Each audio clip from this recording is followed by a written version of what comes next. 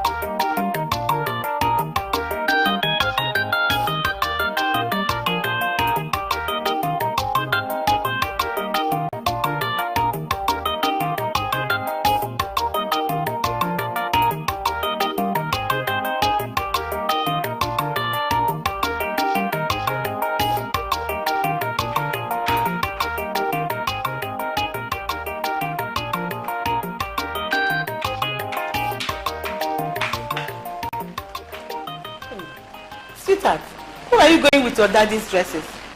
I'm taking them to the laundry. To the laundry? Yeah, they're dirty. I just wanted to pack them and take them to the laundry. Felix! Felix! Come here. Now, take those clothes from her. Go and wash them. Did you hear me? Madam, did you say I should wash them? You heard me, or do I have water in my mouth? Oh. But madam, washing of chief's clothes is no longer my duty. I see. So you now give yourself duties? No, Mom, these clothes are too much and too big for him to wash. Let me just take them to the laundry. How much are they going to cost? My friend, shut up and drop those dresses. I said drop them!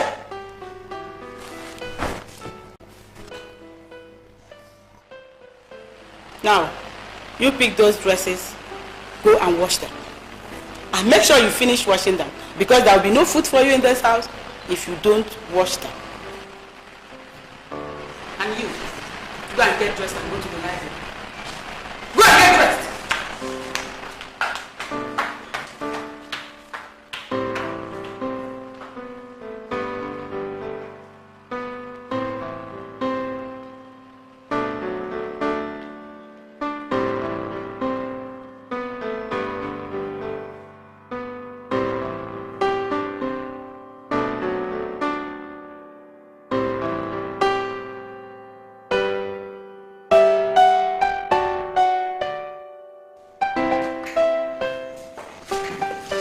Sir, could you please tell me that your name again? I beg your pardon. I forgot what you said before. Could you please tell me your name so I can... You forgot the name that I gave you. So what the hell have you been doing inside that? Are you not telling me I have no right to forget things? No! You have no right. You have no right to forget what I say. Excuse me, sir. This is a corporate office. You have no right to begin to shout here. Now you tell me your name so I can go in there and tell my boss that you are still waiting. Okay. My name is Sir Barnabas Okalibe, the Ewedikan of Awada. Now go and tell him that I am waiting. Sir, are you a fixer, original? Shut up your mouth. What do you know about SARS and fakes and nothing? There are too many fixers all over the place. Will you shut up? Do I look like my friend? Go inside and talk to your boss. So you go. 1 moment. Nonsense. Come over here.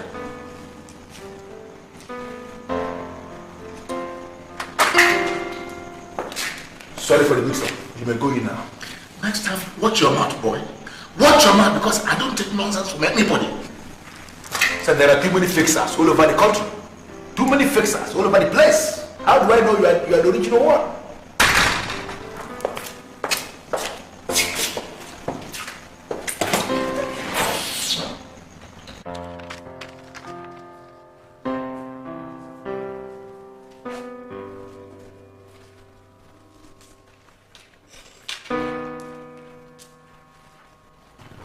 Chief, may I help you?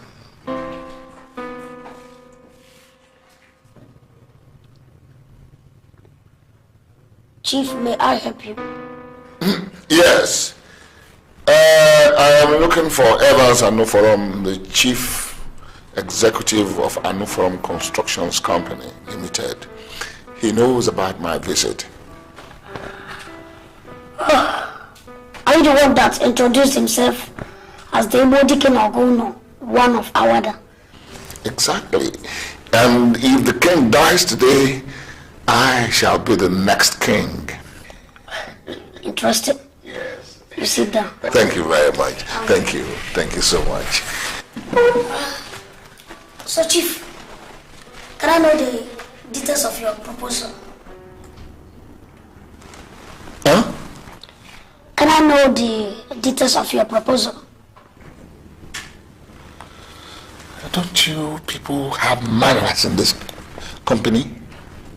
I told you that I wanted to see Evans Anuforum, president of Anuforum Constructions Company Limited.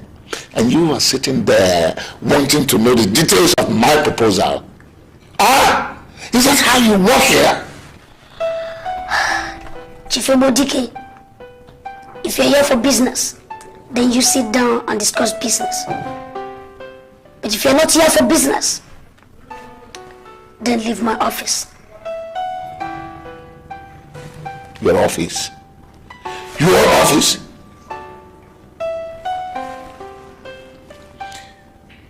Huh? Who are you? Who are you?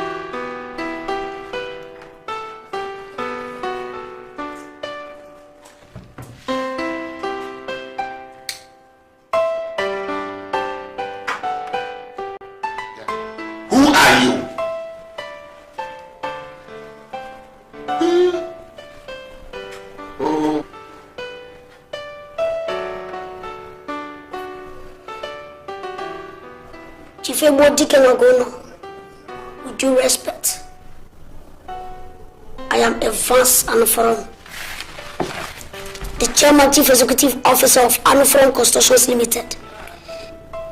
If you're here to do business, you sit down and discuss business. But if you're not here for business, that's the door. You are the president? That is impossible. You president? How can you be the president? Who gave you the right to be a president? Who? Who are you? Nonsense.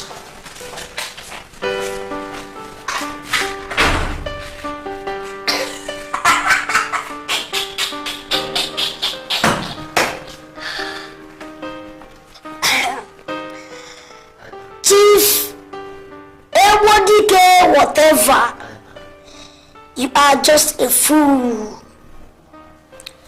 Just miss an opportunity for a big opportunity. It comes but once. If I could turn the hands of time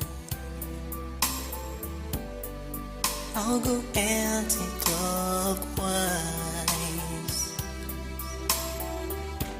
If I'm to change my... Hey, you must finish washing all these dresses. That is, if you have any intention of eating. Madam, can't you allow me to eat then I continue after? I am hungry and weak.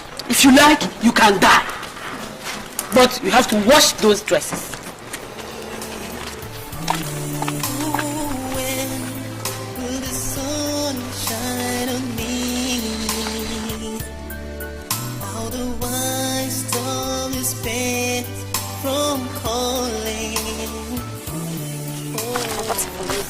Where are you coming from? The library, I went to read. You mean you want her dressed like this? What is wrong with what I'm wearing? No, it's not wrong. Just, I don't like this dressing. I don't like it.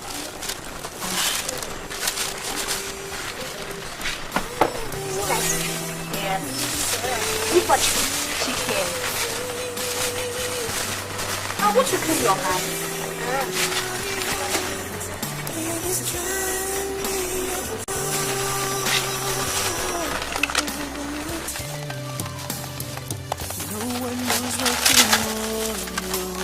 You like fried rice, don't you? Yes. Maybe I'll leave or maybe I'll die. 'Cause I want to be suffering.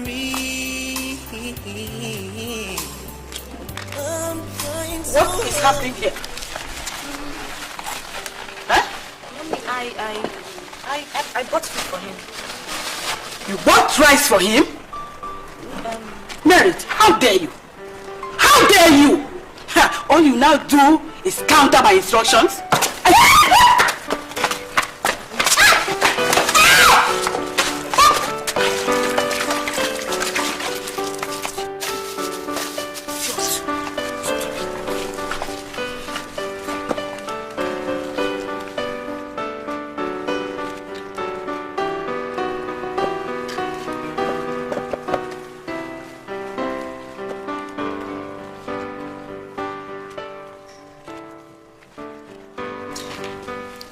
To an elected people.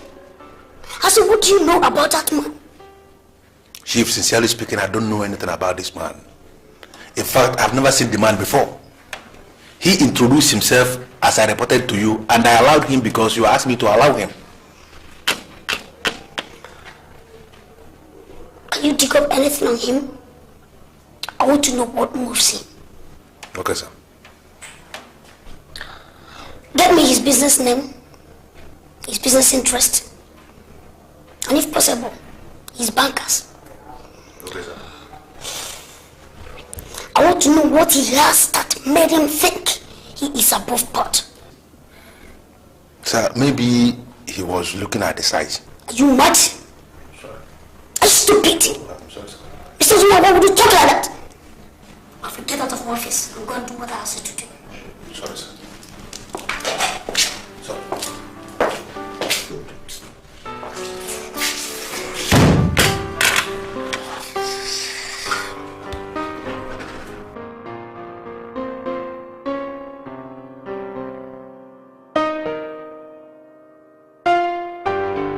I will never stop blaming you for this unacceptable insult to my person. How could you introduce me to a riffraff? Have you known me to associate with riffraff all my life? Have you?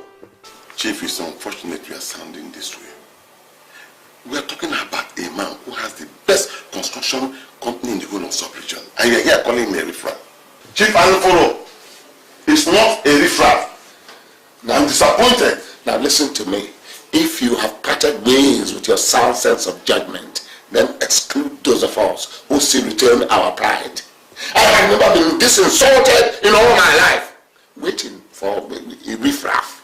Now, how do you want to go about it if you are not ready to wait? I will go to another company. Do you understand? If you have been boxed up into a corner and have no other choice but a from construction company, then that's your business. I am not boxed up into a corner. I have options. So many options. Everybody can come. Everybody can. go to another company and you are bossed up and things did not turn out the way it's supposed to be, don't blame me. Don't blame me. What kind of a man is this?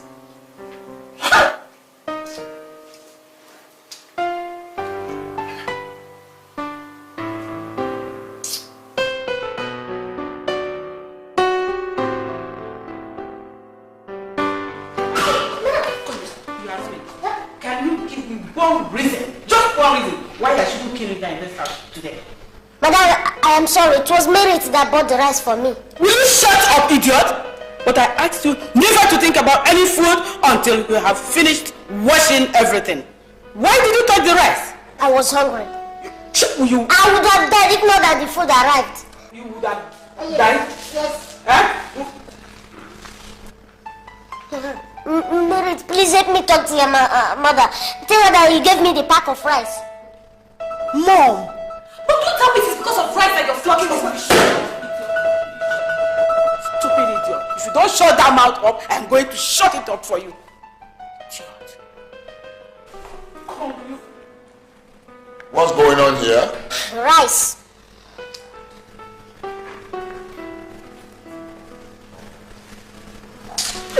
What does it mean by rice? Merit bought rice for me. I ate it. Madam is hungry. What is talking about? You went and bought rice? Dad, Mom said I shouldn't take your clothes to the laundry. That Felix should wash them. He was hungry, so I had to buy him food to eat.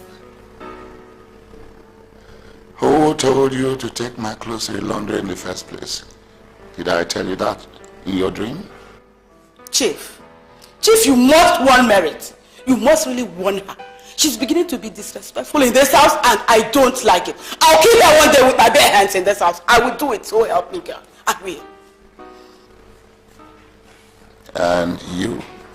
What are you still doing here? Huh? Dad, just be very wicked to this boy. And it's not fair. You see what I mean? Do you see what I mean? She doesn't respect anybody anymore. Let us. Sir, come back here, my dear. Come back. Come.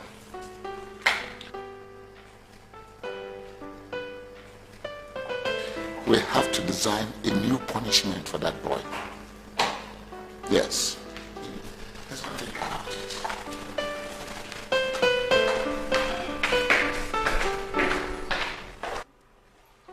There is nothing to worry about a boy now. He has this delusion of grandeur, and that thing is affecting his business. Isheduru, to forget that man is absolutely impossible. He got my boss seriously angry, and now he wants me to dig up any available information on him, and that's why I'm here. What is about a boy that will bother your boss? He is my friend. And he has this bossy attitude that makes him believe that everybody must be under him. He's your friend, right? Could you tell me how many companies has he got in this country we live? How many companies? Look, he has one sick company that is trying to survive.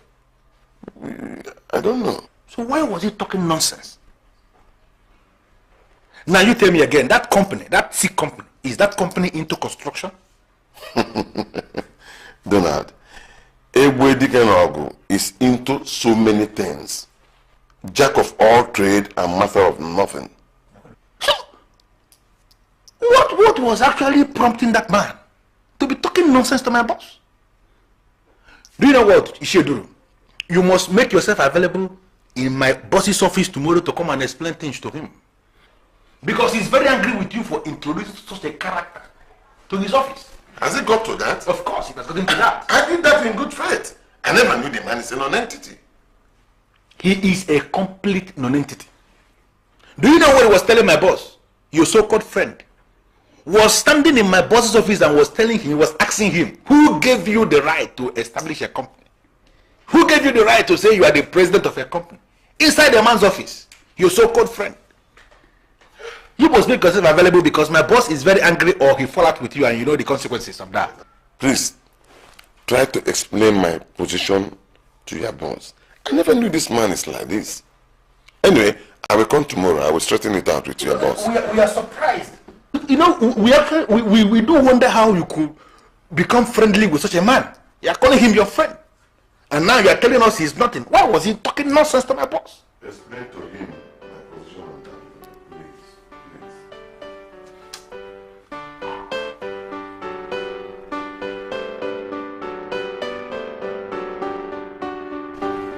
How many cats do you have in your family? No, sir. Is there any laundry in your village? No, sir. And apart from cocoyam, fufu, abu, yam, do you have any other thing you eat in your village? Nothing, Mama.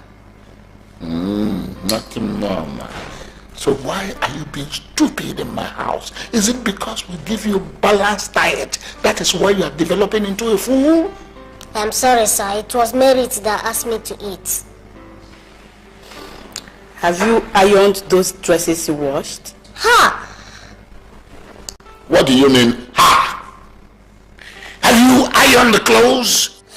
I'm sorry, sir. I will iron them tomorrow. You are lying. You have to iron those dresses this night. Madam, I washed 46 clothes today. I cannot iron them tonight. Go tell it to the birds. You must iron those dresses today. That is if you want to take dinner.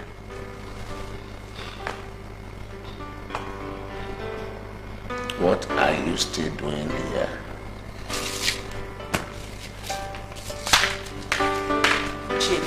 Chief, if you ask me, I'll suggest we take Merit somewhere else for her holiday. She's beginning to attach herself so much to this boy, and I don't like it.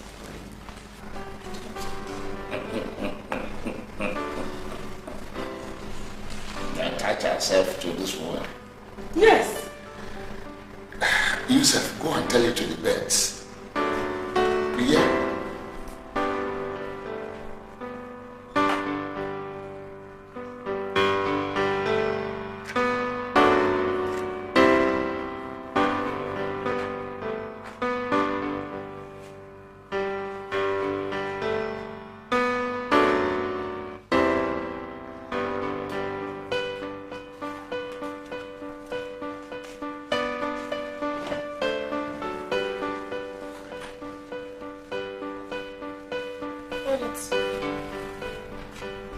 Do you know your mother used to like me? But I don't know why she hates me now. Felix, how could you say such a thing? Apart from the rice you bought for me in the afternoon, which I was not even allowed to eat well, I've not eaten any other thing. Why? Are you not hungry? As I'm standing here, I'm shaking. My whole body is moving. But your mother said I will not eat anything until I'm through with this. In fact, you know the implication. No food for me tonight. Your father castigated me. He said I'm a bushman from Akama. That we don't have anything, that we are nothing. But I know in Akama we have excess food. In fact, it has never been reported that anybody died of hunger in Akama. It's okay, Felix, stop. Alright? Stop. I'll get you something to eat, okay? Alright, just take this, okay? Finish this up and get something to eat, alright? Okay.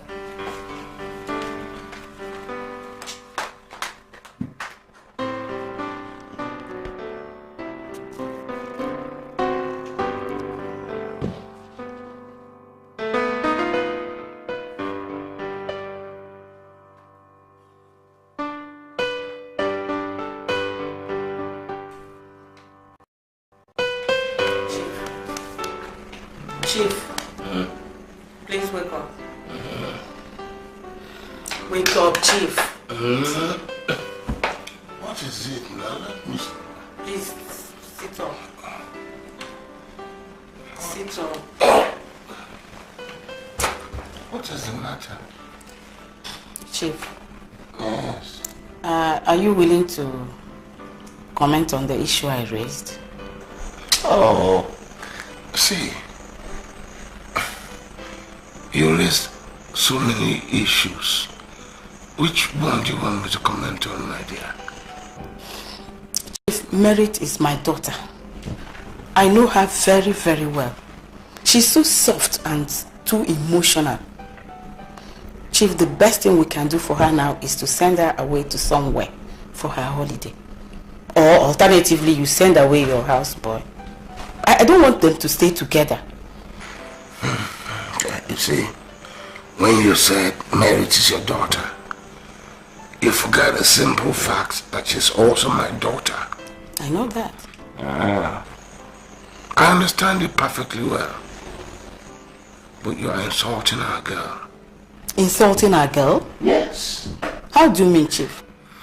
For you to ever imagine that our Merit will throw her dignity into the gutter and commence a relationship with a houseboy. Oh, that's very insulting. I didn't expect something like that from you. Honestly. Chief, I am a woman. You don't believe what I'm saying? I don't believe you. You see, you don't even know the girl you have. That girl has the heart of my mom. You see, my mom was so good that she would give her dinner away to even a stranger and go to bed hungry. Please, if you have anything better to talk about to me, please, then we'll talk. We'll tell her. Don't wake me up in the middle of the night and begin to tell me stories of, oh, let me sleep.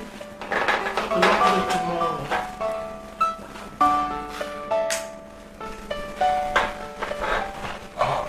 Oh, wait, my dear. Are you expecting? It's all right. When you think about it, call me. When women wake up in the middle of the night to talk to their husbands, they have some hidden agenda. Please, you said you want to sleep, please. Yes. It's all right. Merit, you don't know how you have just saved the soul. I would have died of starvation.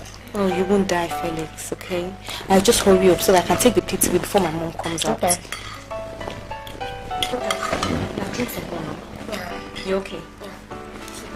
Yeah. Are you okay? Yeah. You sure? So hurry up and finish up, eh? Thank you.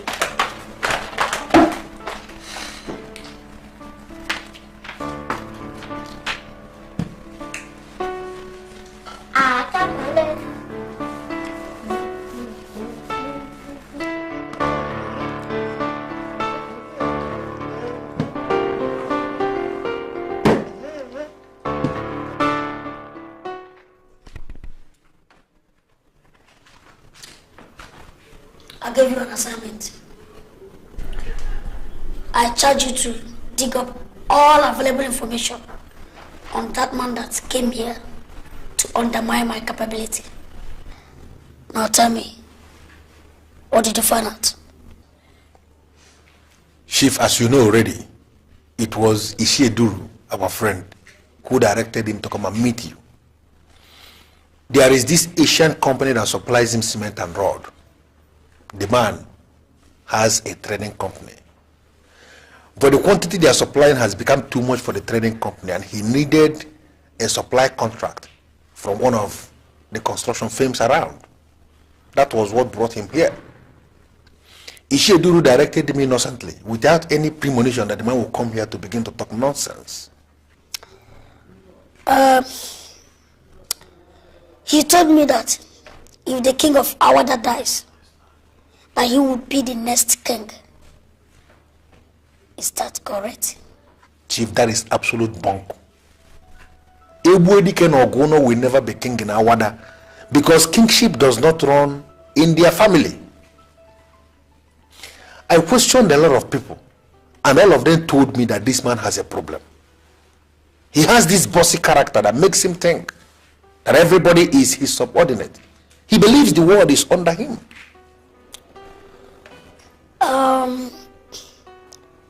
You said you questioned some people and they said things about him. Yes, sir.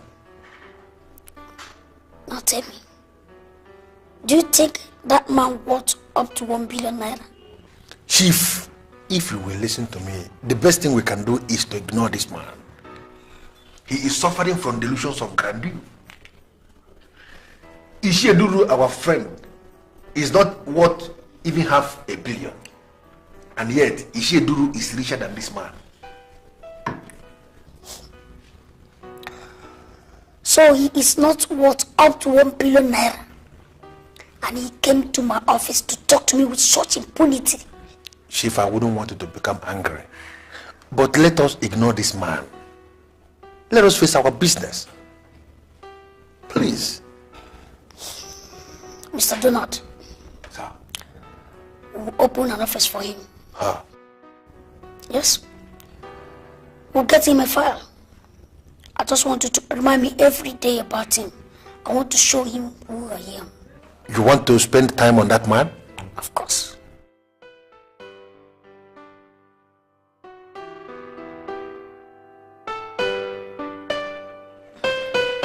You see, the problem with you is that you think you know everything. A little while you begin to shout. But there's something you must know. That the older cook has more broken utensils than the new one. Mom, I don't understand what you just said. If I must understand you, then you must speak to me with some level of lucidity. I'm not a man that you should be talking to with proverbs. I don't know what to think. And I sincerely don't even want to know. But there's something you must get clear here. That your father and I are against this sudden emotional attachment we're developing for this houseboy. And we want it to stop. Wait, Mommy. I don't understand this. Did I hear you say emotional attachment? What do you mean by that? Listen, the family name that is hanging on your neck is a very powerful one. And you have a sacred duty to everly protect that name. For God's sake, you have no reason feeling anything for a man your father and I do not sanction.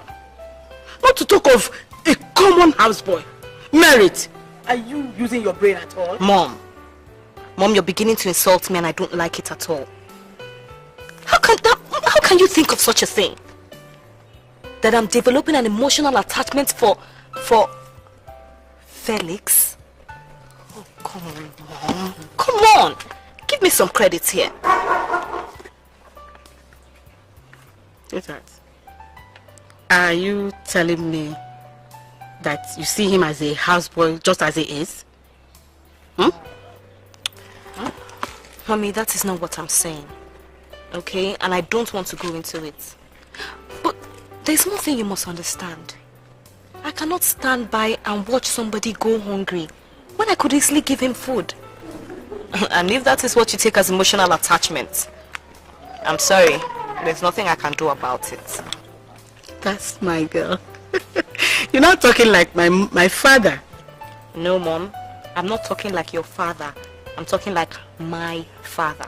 Sweetheart, you're getting it all wrong. All I mean is that you are now talking sense. Wait, but Mommy, wait. How could you just imagine such a thing? Me? Felix? It's okay. I hope Daddy has not said anything about it. I hope you just not told him anything. It's okay. Felix! Felix! Felix! Sir? Yeah. Is this one of the clothes you washed yesterday? Yes, sir. I washed and ironed it. Good. Where is the money? Money? Yes. Which money, sir? Am I the one you are asking that stupid question? I'm sorry, sir. I don't understand what you meant by where is the money. Ah, all right. I forgot $4,000 in this jumper. So where is the money? So I did not see even a damaged naira inside any of the clothes I washed. You must be crazy to tell me that $4,000 would disappear into thin air just like that. Huh? From this jumper. Huh? Sir, maybe you ask Mary. She was the one that brought down the clothes. I did not see any money in it. Come here. Let's go. Come with me. Come with me.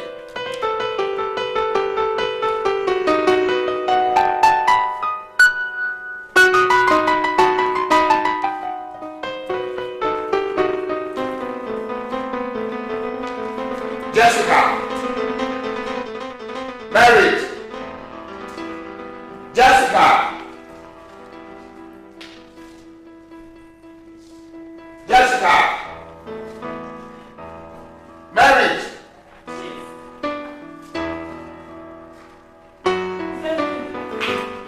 Come. What happened to the $4,000 that I forgot in this jumper? $4,000. Yes. $4,000. Felix, what is the $4,000? I did not see any money.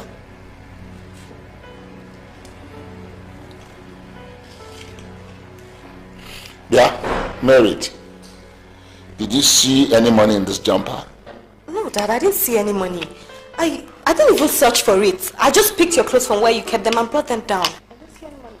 Chief, I told you, this boy is a criminal. For God's sake, Felix, what are you going to do with $4,000? Huh? Felix, I'm asking you for the very last time. Where is my $4,000? Please, sir, I can swear with my life. I did not see any money. Hey, shut up! Swear with what useless life you have? Swear with what? You are a liar! Liar! Criminal! Oh. You are driving me away with my $4,000?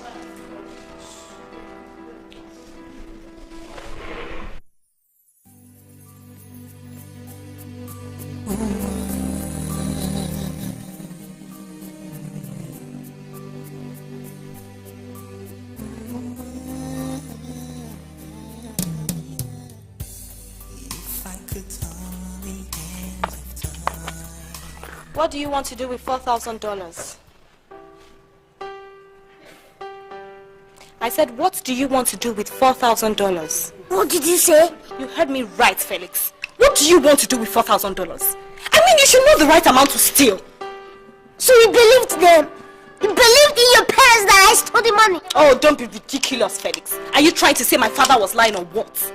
He said he left that money in his jumper, and there's nothing you will tell me that will make me believe he did not steal that money. Merit, are you aware that it is possible that your father misplaced the money?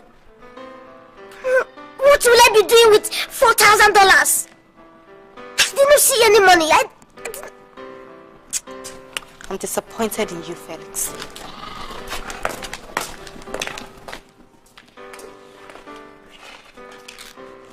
I suddenly became alone. Nobody believes in me. They now see me as a thief. Even merit. Even merit.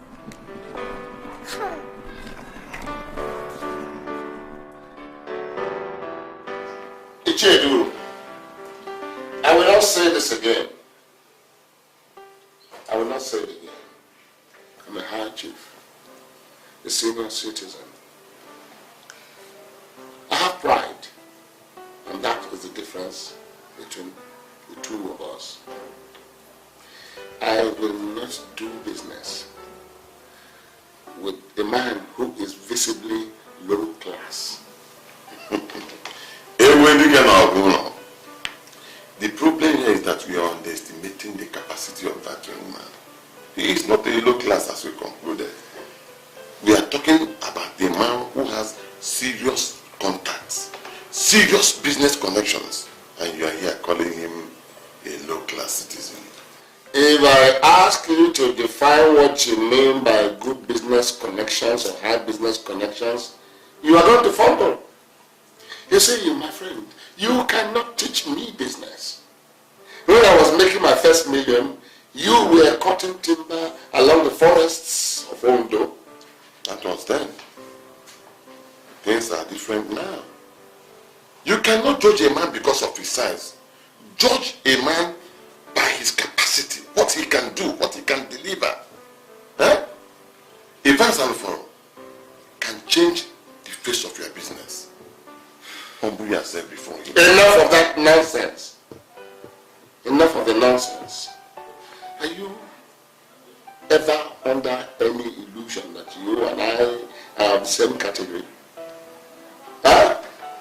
Listen, Icheduru, if you want to humiliate yourself in the name of humility, go ahead and do so. But do not pull me along with you.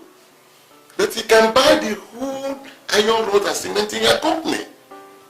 Look, why do you allow trivial issues to becloud your sense of reasoning? Icheduru, if I knew this was what you were going to discuss, I wouldn't honor your invitation.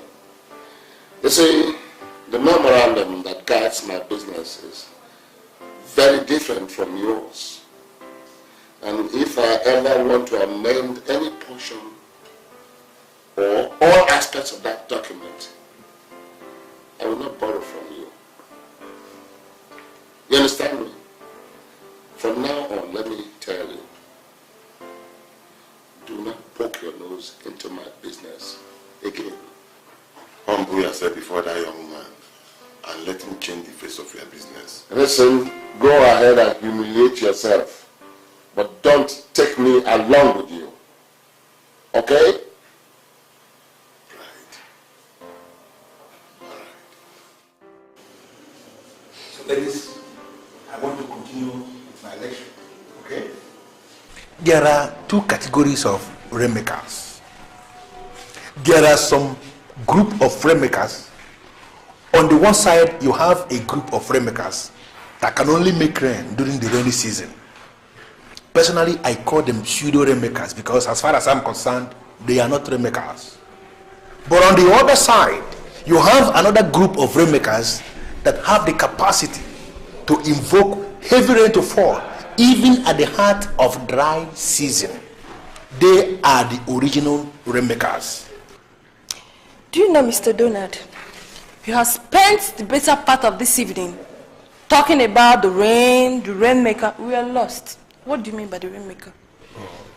Do you know I am guided in my spirit to assert that I am staying with ladies of extraordinary class tonight? Listen to me. Meeting new friends is one of the most permanent things in life. I have come to take you to my boss, who is the youngest boss in the world. In as much as we have rainmakers scattered all over the place, even in Europe, in Africa, in Asia, in America, all over the place. But I am talking about the king of all the rainmakers.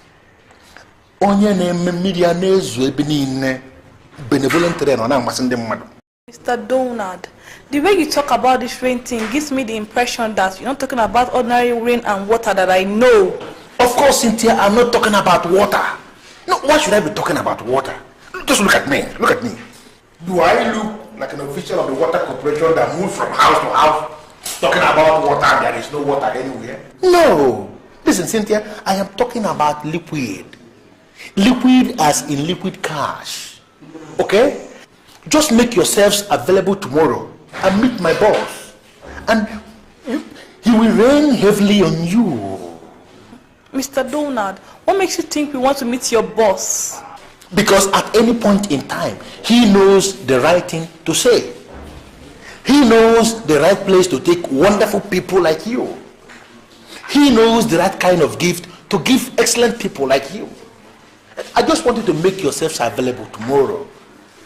Let me take you to my boss, and forever and ever you will be indebted to me for this unique, wonderful introduction. Mr. Donald, you know what? We are not interested in meeting your boss. Baby, why? We're a politician. And we honor that politicians are not to be trusted. Oh, Joyce, why are you saying this? When you said I am a politician, you are right, because I am a politician. And one of these days you wake up to hear that I am the president of the Federal Republic. But listen, guys, I am not talking politics tonight. I am talking something that is very serious, because a time must always come when we remove ourselves from politics and be apolitical. What I am saying is that I have presented you with a wonderful opportunity for you to tap into the opportunity. Make yourselves available to meet the king of rainmakers, and he's going to rain heavily on both of you till you are saturated. Felix, I want to be very sincere with you, okay? My father has every justifiable ground to say what he said. What, if I may ask, do you mean by justifiable ground? My father said he forgot the money in his jumpers. I know my father. Okay? He cannot say so if he was not sure. Now listen, Merit.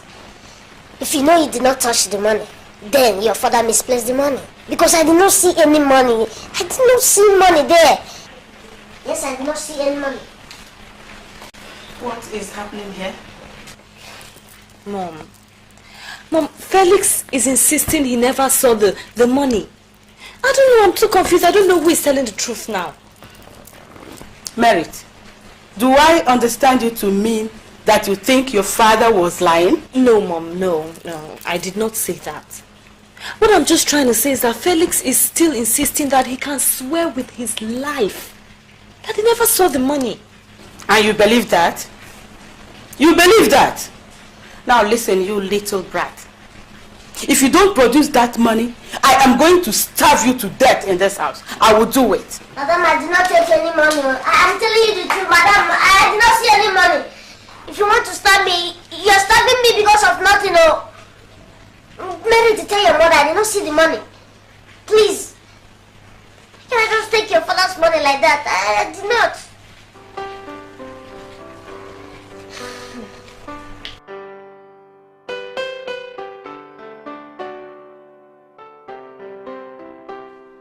You see, ladies, I want to welcome you one more time to our very simple apartment. But as far as I'm concerned, this house is the most sophisticated in the neighborhood. Even Europeans, with all their millions, they marvel when they come visiting. If there is anything you have ever imagined to ever see in a good house, we have all of them installed in this house. Mr. Donald, you must understand one thing. We are not here to see a good house. We are only here to see your boss. And we have limited time. Do you know what, Joyce? I can see you are just being unnecessarily hasty. And the reason is because you don't understand the power of rain. Do you know the rain has a way it forces people to slow down? I'll give you an example. If you are driving on a smooth road on a sunny day, you can afford to speed silly, maybe 100 kilometers per hour or even more. But if you find yourself on that same road on a rainy day, you are forced to slow down. That is the power of rain. The king of rainmakers will soon be here. Mr. Donald, when? Are we going to wait for him all day? We can't stay here and wait for him forever. I did not touch this money. I have never seen dollar in my life. But how comes nobody is ready to believe me? I think I must go to Chiduru. I must beg him to come and talk to my boss. He is the only one my boss calls his friend. I must go to him. He is my only hope.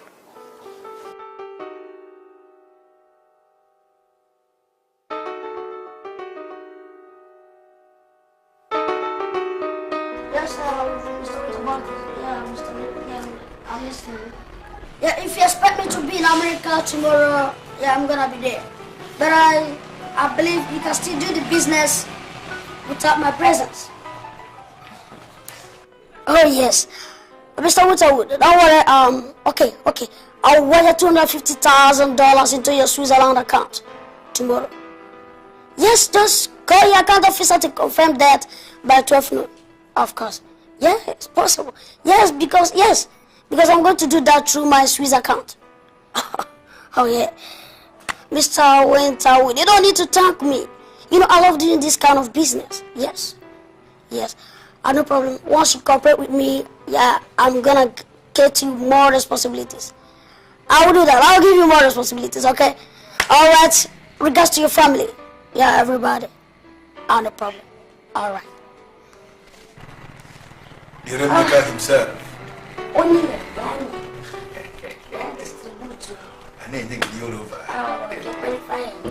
So, who are these beautiful damsels? This is Joyce and this is Vera. They are the beautiful babes I have invited for your large entertainment. Beautiful ladies in the house, here comes Evans Anuforum, the President and Chief Executive Officer of Anuforum Constructions Limited. As we are looking at him, he is the king of rainmakers. Beautiful young ladies, please excuse me. Just 1 minute. Mr. Donald, let me see. Inside? Of course. Oh.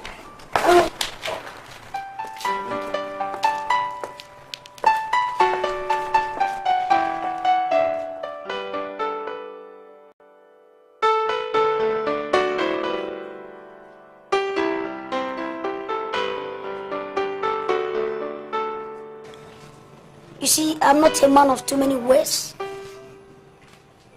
But one thing I know is that your moment of peace has come. He told me about you people and I thought he was kidding. But now I know. Now I have confirmed that he wasn't kidding. Do you understand? Chief, you see, I made several promises to the players before they came with me. But the main promise I made to them was that even when we are now in the heart of dry season, that you have the capacity to cause heavy rain to fall on their lives. Of course, as you know.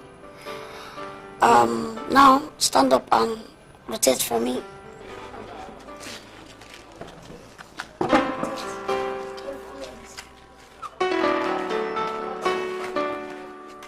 Rotate again one more time.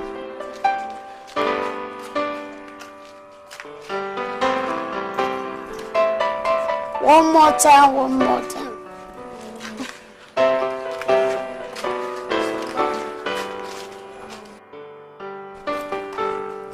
Sit down, sit down.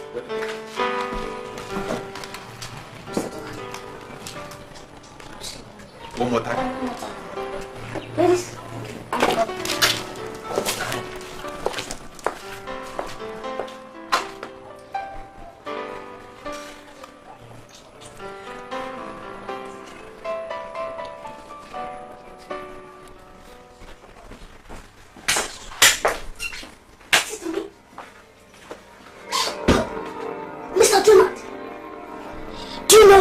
A fool, Mr. Donald. Ah! Nobody has ever said that before. Hey, but if you say I am a fool, that means I'm a fool. Look at me. Do I look like a spiff? Eh? No, just take a good look at me. Do I look like a spiff? What did you bring the two for me? Oh, I got it. That attention of my master. Too much stamina. Now I have to go to the campus and I will get you 10 more girls.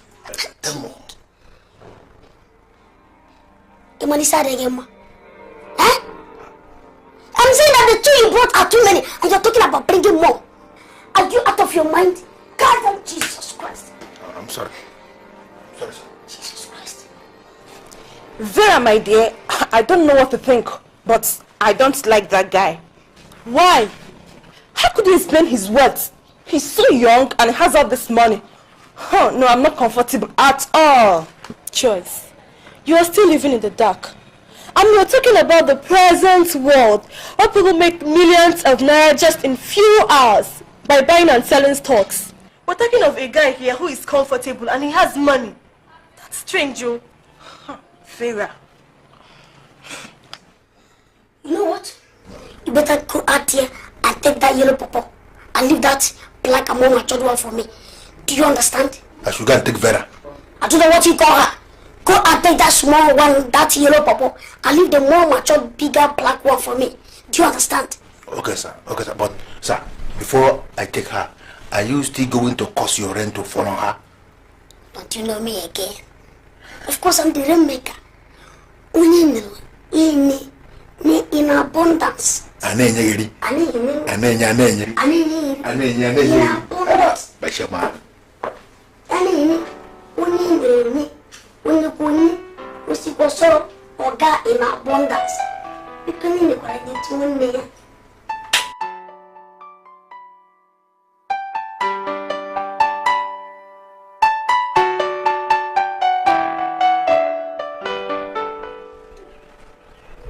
You know the only reason why I tolerate you because you are in a chain. Ordinarily, I would have kicked your ass since. You cannot deal with me if you believe that I'm an Niger. If I'm an Niger, then I am the only person who can talk to you. Because I cannot sit down and watch things go wrong. What do you call wrong? What do you call wrong? I warned you not to interfere with my business. What are you doing now? You're now interfering with my family. What is wrong with you? What's your problem? Chief, how can you accuse a man without an evidence? What man? Accusing what man? How do you know there's no evidence? Chief, that boy can swear with anything, even his life, that he did not touch your money. Why don't you believe him for a change? So, is his word against mine where you are? Let me warn you. Let me warn you for the last time. Do not interfere with my business or my family again. You understand me? And that is fine now this time. Mind your own business. I don't come to run your house for you. Listen, I am the only person who can tell you the truth. If others don't, I will tell you the truth. What truth are you telling me between me and my houseboy? What the hell is wrong with you? You call yourself an Ichie? That boy did not steal your money. You are accusing him. Why don't you take him over? That boy did not steal money. Do you live in my house? What do you know about my house?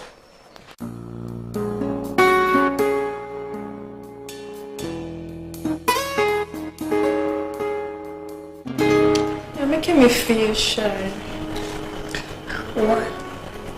Do what is in your heart. Don't ask me. Ask him to make a choice is tempting. Okay. I'll build you a house. No, I don't need a house. I'm building a house somewhere. You can help me to complete one I'm building. But I can't build one on a strange foundation. You can sell off the one you already built and use the money for something else. But I'll buy you a new house instead. Okay? Okay.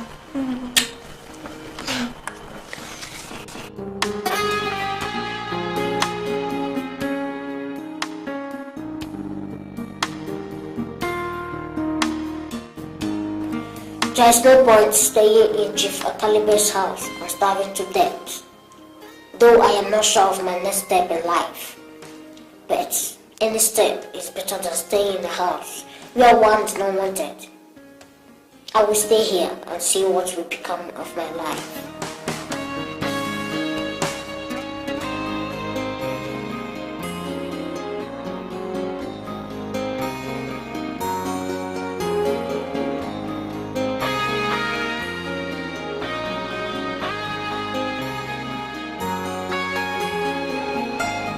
Are you telling me that you do not know the whereabouts of Felix?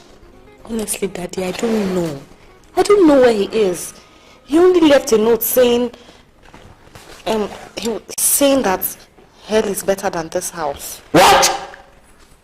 Felix left a note saying that my house is worse than hell? Daddy, I'm telling you the truth. That is what he said. What is happening here? Can somebody tell me? Did you read the note?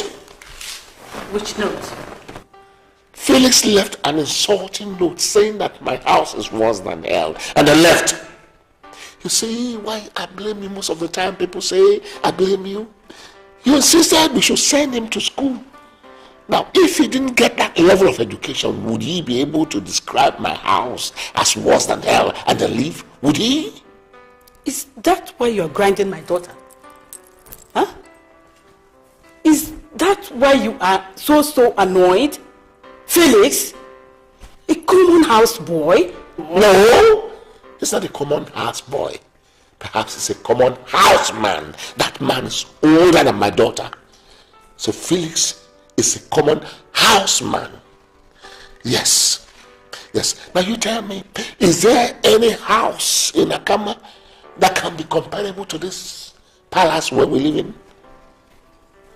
Even the boy's quarters where he stays, is there any house in his village that can compare to that? His king, Isigwe, lives in a hut that is not even comparable to the place I keep my dogs. Chief, we should be talking about something better here. Not about Felix. Huh? I have to look for that boy and kill him. Huh? Yes, it's like any other rat. Stamp him out. Mr. Donald, Were you able to look into the contract that Mr. Drew brought to this office? Exactly, sir. The contract appears okay. But one professional look will reveal that the business is not going to be beneficial to this company in the long run. What do you mean by that?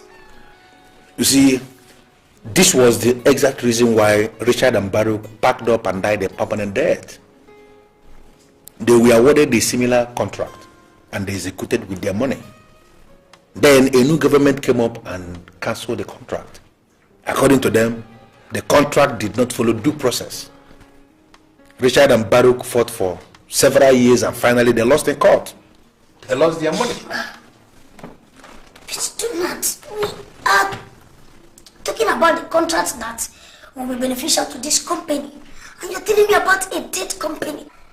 Mr. Donald, you forgot that I'll pay you a lot of money. I mean, sometimes you should talk to me with lucidity. What the hell are you talking about? Chairman, Chairman, I'm so sorry if that is the way you understood it. But you see, the contract that Ishieduru brought to you was awarded to him by the Senate President. That contract was awarded to Ishieduru by the Senate President in his individual capacity as the Senate President. There was no contract award set up. Sir, it is very risky for us to venture into such a contract. That's what I'm saying, sir. So, are you saying that we should leave the business? Exactly, sir. Inasmuch as you are the chief apostle of Onyanyele, Nyanya, you cannot afford to execute government contract with your own money, with your company money. What I want you to do is to go back to Ishieduru, or you can call him on the telephone and ask him to come over to your house in the night. Let him go back to the Senate President and let them release 80% of the contract value. That should be the only way we can venture into that business. You see, if the Senate President is not willing to release 80% of the contract value down, then my advice is very simple. We must stay away from that business.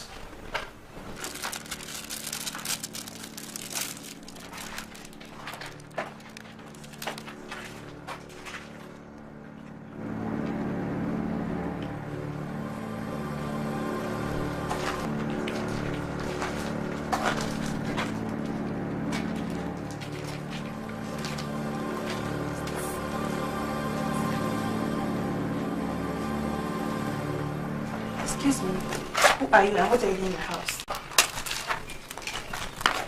Yes, can I help you? I said this is my house and what are you doing here? A house is never your own until you occupy it.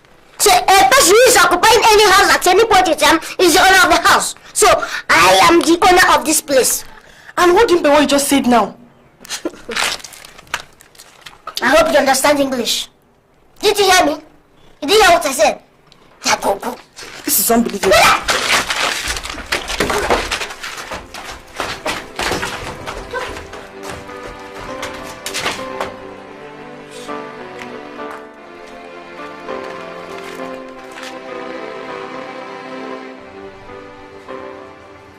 Good morning, sir. How are you, Mr. MP? Mr. MP, how are you? I don't want to spend more than 5 minutes in this your office. I told you everything is under control. I just finished talking with Mr. Winterhood and I can assure you everything is perfectly under control. Mr. MP, everything is under control. It's absolutely nonsense. It's absolutely meaningless. It is fake and I don't do fake business. Now tell me, are they really under your control? Yes, under my control. I've done big businesses with Mr. Winterhood in the past and I can vouch for him. He's a gentleman of absolute integrity. Mr. MP, there is a dangerous security report on the destination port. We wanted you to ship those containers. Now we want everything shipped to the Calabar port. Mr. Donald, I never heard of any security threat. For God's sake, Mr. MP, we are not concerned with what you heard. There's no threat to security and we cannot afford to have our expensive diamonds shipped to a volatile port. Huh? And what are you thinking, Mr. MP? This is going to cost us some extra money. The containers are already on the high sea to Africa, and to reroute a ship is never an easy task. Mr. MP, you have to do your job. I'm ready to pay anything. Just make sure those things are discharged through Calabar Port. Do you understand? Okay.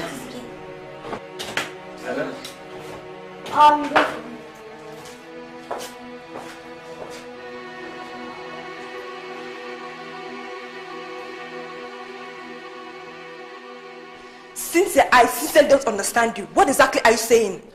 Joyce, that young man is having accommodation problem. That's why he's putting up there. You can't be so heartless to throw him out. Didn't you see how he was abusing the whole place? What exactly are you saying? Do you know how much I put in that house? I don't know what to say, but one thing is clear. We're not being so wicked all the time. Since you're talking nonsense, arrogant nonsense, but you're talking rubbish. As long as I'm concerned, this discussion is so bad, and I'm going to deal with that now. Rubbish.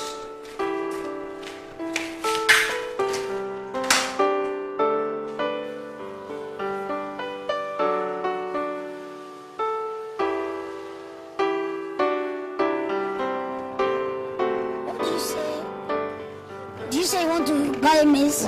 Yes, I want to buy corn. Okay.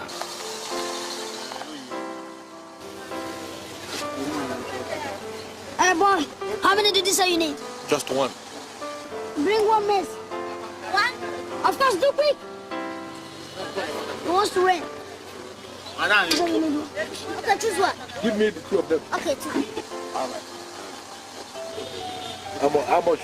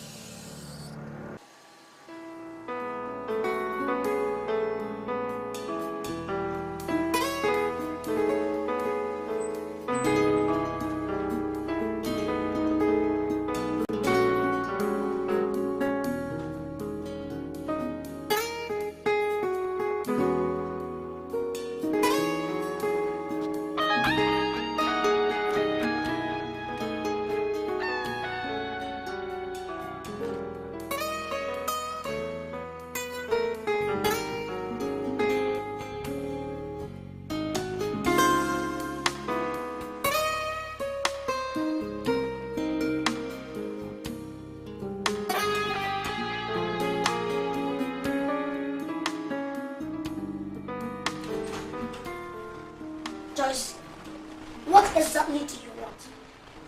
I want him out of my house. Jesus Christ. But I thought I've told you to sell that crap. You know, for Christ's sake, what do you bother yourself about that crap living in a crappy house? Huh? Chief, I can't sell that house. I sold that very house with the very first money I made in my life, and you don't expect me to sell the house. Joyce, I think I understand your argument. Okay? But you see, we had a hectic day. The business of throwing one riffraff out of an uncompleted building can be handled tomorrow. You don't expect us to leave after the kind of business we had today to go and begin to throw one riffraff out. Please. Mr. Donald, so what do we do? What is your suggestion? Exactly what I said, sir. We leave that business for tomorrow. We can do it today. Please. Meet me in my bedroom, okay? I don't know why you are grumbling. I don't know why you're just grumbling. How do you expect Chief to leave and begin to go and pursue a riffraff after having a hectic business? I have always told you that the man called Evans Anuforum is not my kind of businessman.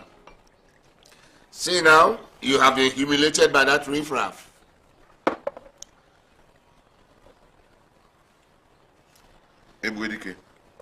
Yes, my friend, cheers. Yes. Let us forget that man and do business. The Senate President himself gave me this contract in appreciation for what I did for him. The fear that the money may not be paid is not there because I know him. Please, I'm begging for your understanding. Let us do this business. It's all right. We are friends, and friends do business together. So how much are you expecting me to provide? The contract value is 880 million. But if we can provide 520 million, that is 50% from you, 50% from me. We are into business. If you ask me, that's a good deal. Everybody came out going on. Thank you very much. Yeah. It's a good idea. I mean,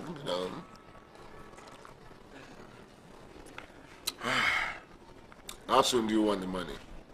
As soon as possible. Okay, tomorrow we'll go to the bank. Hey. Yeah. Yeah. Everybody came.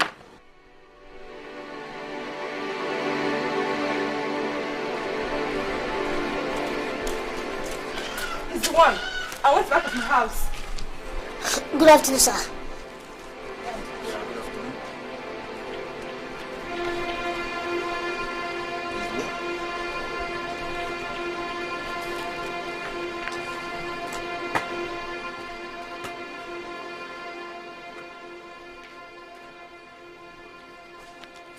Is this not the same boy who saw on the traffic selling something?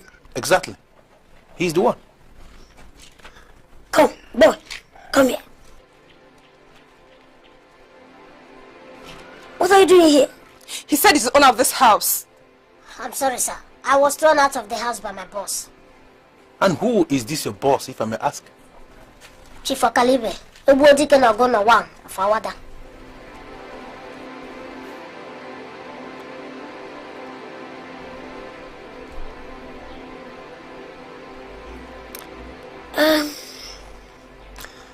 What did you do that made him throw you out of his house? I did nothing.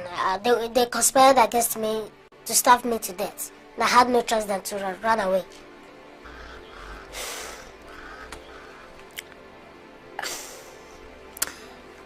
Have we met before? No. Do you know me? No.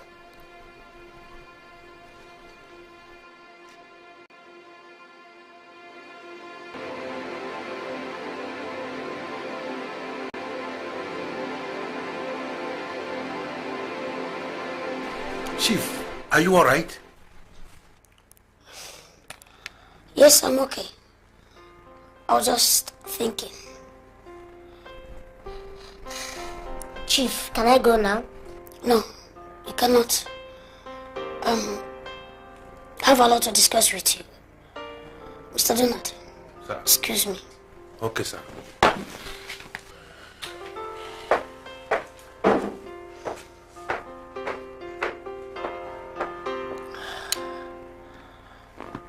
I want you to tell me the truth.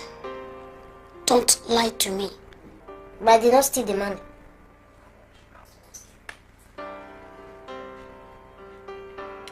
How much?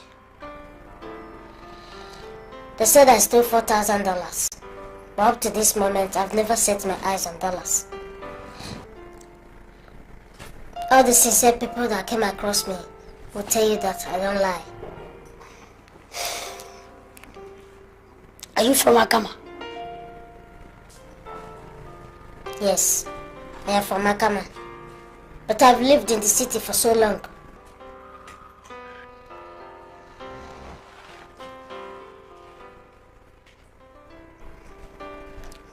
What is the meaning of this?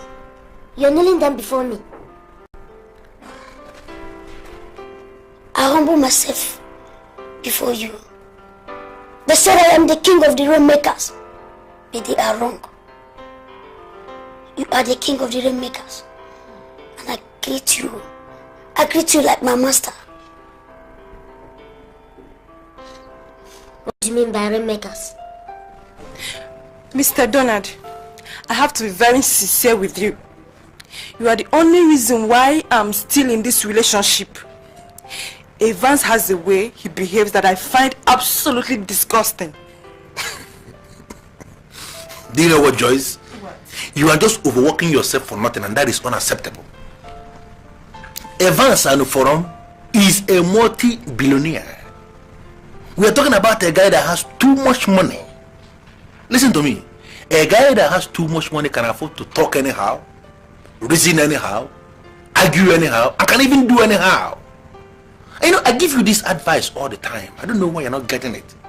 You are the person who must begin to fashion out how to begin to follow this guy at his pace. Mr. Donald, you know I'm a very fragile person. You keep saying this all the time. This thing gets on my nerves. I want to talk to him. If you want this relationship to continue, then the two parties has to be committed. I completely disagree with you in that angle. Listen to me. Evans and Oforom will never ever get committed to you. Okay? Are you aware we are talking about a guy that has massive money and means? How could you even open your mouth to suggest such nonsense in the first place? That my boss will be committed to you? No. You are the person who must begin to fashion out how to become committed to him so that he can solve all your problems. He can get your life established like he has established my own life. Even if some of the problems you have that you don't even know you have, he will decode them and solve them for you. You know, that is what is called remaking. I wonder, all this while, it is well in the remakers. He might even has a remaking on committed to you. It doesn't make any sense.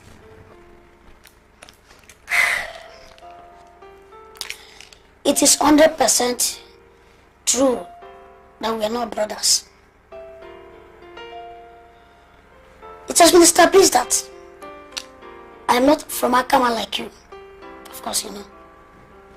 But the truth of the matter is that you are more than a brother to me. Yes.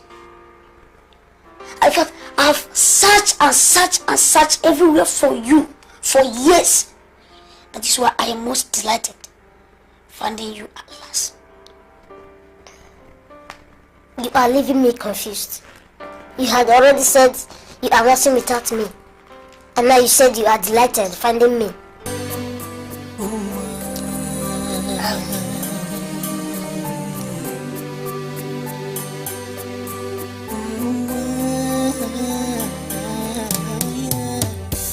If I could turn the hands of time. You are the king of the rainmakers. Yes, the original rainmaker. I've just been at it.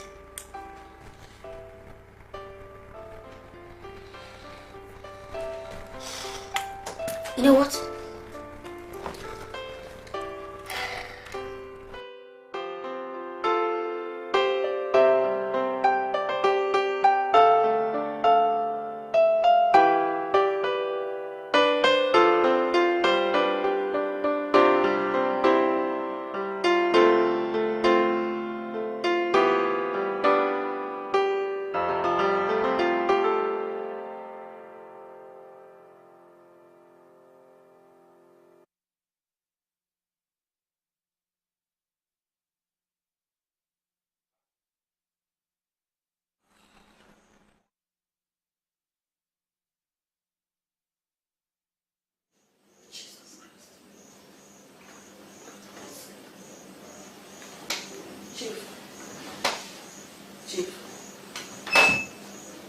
Chief, what is it? Huh? Chief, why are you hiding your problems from me? For God's sake, I am your wife. And if there is anything the matter, I think I should be told. Baby. First, I am not a baby. And I'll tell you again. Okay? There's nothing the matter with me. I don't believe you. I don't believe you. Yesterday, you didn't sleep throughout the night. And today again, look at the time. After 1 a.m. and you are still thinking. My dear, please tell me, what is the problem? Jessica. Yeah. My friend, Icheduru got me involved in a contract. And I invested a sum of 300 million naira. And as I'm talking to you right now, it seems that I've lost all my money. Jesus Christ, impossible. How can you lose such a huge amount of money? see, the contract was awarded to him by the late Senate President in his personal capacity as Senate President then. Now that is late, the new Senate President says that the contract is illegal and therefore cancelled it. Chief, do you have any document to suggest you invested such a huge amount of money? What are you talking about? What kind of document? What is wrong with you? What kind of question is that? I have to ask you so that ask you me know. What? You know what? So that you do what? Huh? This is the problem. That's why I've been keeping my problems to myself. It's okay. What kind of question? You want... Chief, it's okay. I'm sorry. It's okay. In this country, what kind of paper can you go and present to the government and say this is the guy? Mr. MP, I must say I am most delighted with the level of urgency and expertise you exhibited in this matter. You know, you have just proved to us the reason why they call you the best. And I must say thank you very much, Mr. MP. You're welcome, Mr. Donald. Thank you. You see, I am guided in business by that aged business philosophy that the customer is always right. Even when it's wrong, anyway. But we owe everything to your master. Had it been he didn't make fund available, we could be in a fix by now. Actually, Mr. MP, my boss is looking for a company to buy. And you happen to be the only company consultant we trust. And that's why I'm here. So, do you have any dyeing company to sell or a dyeing company you can introduce to us? What is this going to do with a dyeing company? Actually, he is buying the company for his new friend, one Felice Omani. We just met this guy a couple of months ago, but suddenly my boss is attaching so much importance to the young man. According to what he told me, the young man was the foundation of the wealth he enjoys today. This is really strange. Mr. MP, let us not bother ourselves with the strangeness or otherwise of the statement credited to my boss. Just ask him a question. Do you have any dyeing company for us? Have you tried Richard and Paris construction? Oh my goodness. Mr. MP, how could you suggest Richard and Paris? Are you telling me you don't know the difference between a dying company and the one that is dead already? We are not looking for a dead company, Mr. MP. We are looking for a dying company we can rejuvenate. That company you mentioned, Richard and Baruch, as far as I'm concerned, is a dead company. No, you're wrong. Richard and Baruch is not as dead as you think. And what makes you think so? That company was just destroyed by bad decisions from the management circle. But up till tomorrow, it still enjoys and commands a very good, strong will. If experts like you take up that company and run it within a space of time, believe you me, it will bounce back to reckoning. Goodwill. Do you know, I never thought of this goodwill angle you just raised.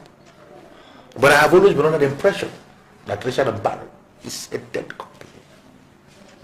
Dead company. Evans, do you know I am still dumbfounded? I am still surprised. I already know that I will not be a housewife forever.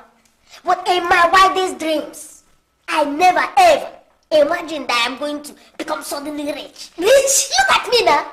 No, you are not rich. Rather, you are super rich. You can say that again. Do you know that in my own case, the money was just coming. At the time, I thought it was a joke. Because the money was just coming from every angle. But kudos to my man, my manager, Mr. Donald. That guy is an expert. That's another thing. Do you know, as I'm talking to you now, I don't know the next thing to do. When it comes to management, man, I don't know anything to do at all. In fact, I don't know how I'm going to manage that company because the money is too much. I'm looking stupid. Look at me. What you need to do is to sit down and make the rent. You give and give. Oh. Because I have been giving. I've been giving all this while. Look at me. I am looking stupid. I know, don't look stupid because I've been giving. In fact, I'm a giver. Don't throw it.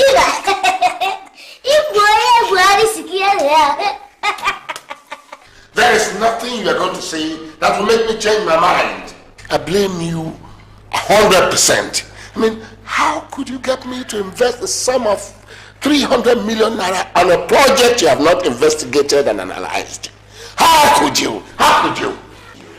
I was told the contract has been awarded to a new company, and I'm still following the development. As a matter of fact, if it turns out to be true, all we need to do is to negotiate with the new company. There's nothing to worry about. And where did you get that information from? Oh, the principal staff of the Senate told me. The Senate president wants that contract to be completed. That's why he has appointed a contract review panel, which finally awarded this contract to the new company. Now listen to me. I want you to go back to your said principal staff and get the name of this company. We cannot sit here and wait for them. We have to pursue them. I mean, 300 million naira. I worked for it. I did not pick it from the gutters. Neither did I pick mine in the gutters. I don't give a damn. I'm talking about my own. We have to. I don't see anything to worry about. I did not pick my own in the gutters too. But I'm talking about my own.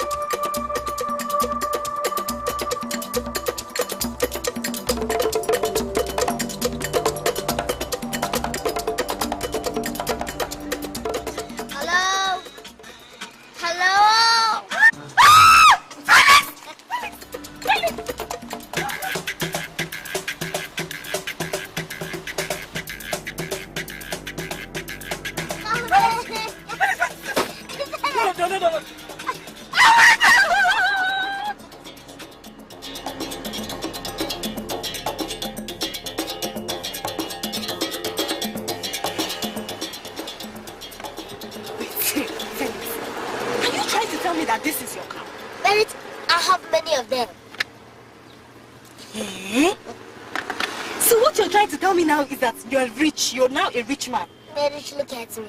I am the king of the rain makers. If you follow me, I will rain heavily on you.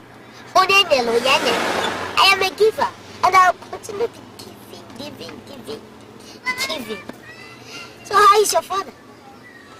Wait, Felix, wait, I don't understand it. Am I sort of dreaming or something? Am I? Where do you say you're going? Where I'm going? Yes, where are you going? Anywhere you're going to. Oh, that's beautiful. Okay, you guys come to my friend's party. Party? Yes. Don't just worry. Yeah, you're okay. Once you're with a Rebecca, you're okay.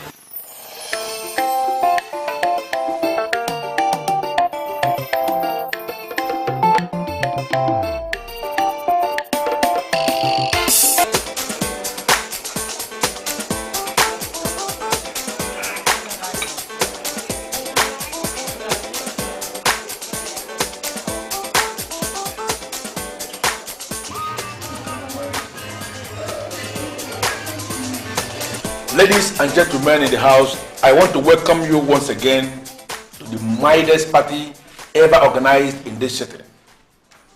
We have just witnessed the arrival of Chief Felix Umade, who is the President and Chief Executive Officer of Crecon Transvanity Limited. He is here to enjoy himself with us, and I want us to put our hands together for him.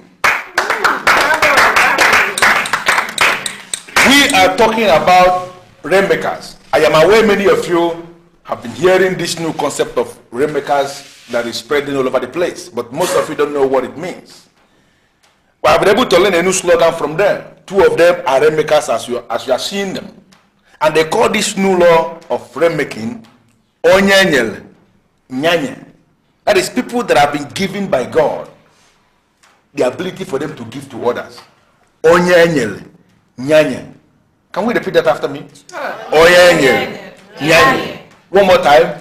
Onyenyel Nyanye. One more time. Onyenyel Nyanye. That is the concept of rainmaking. Anenye all over the place. Onyenyel, onyonya, onyanke, nyonya. Anenye, so many will kill it all over. You know?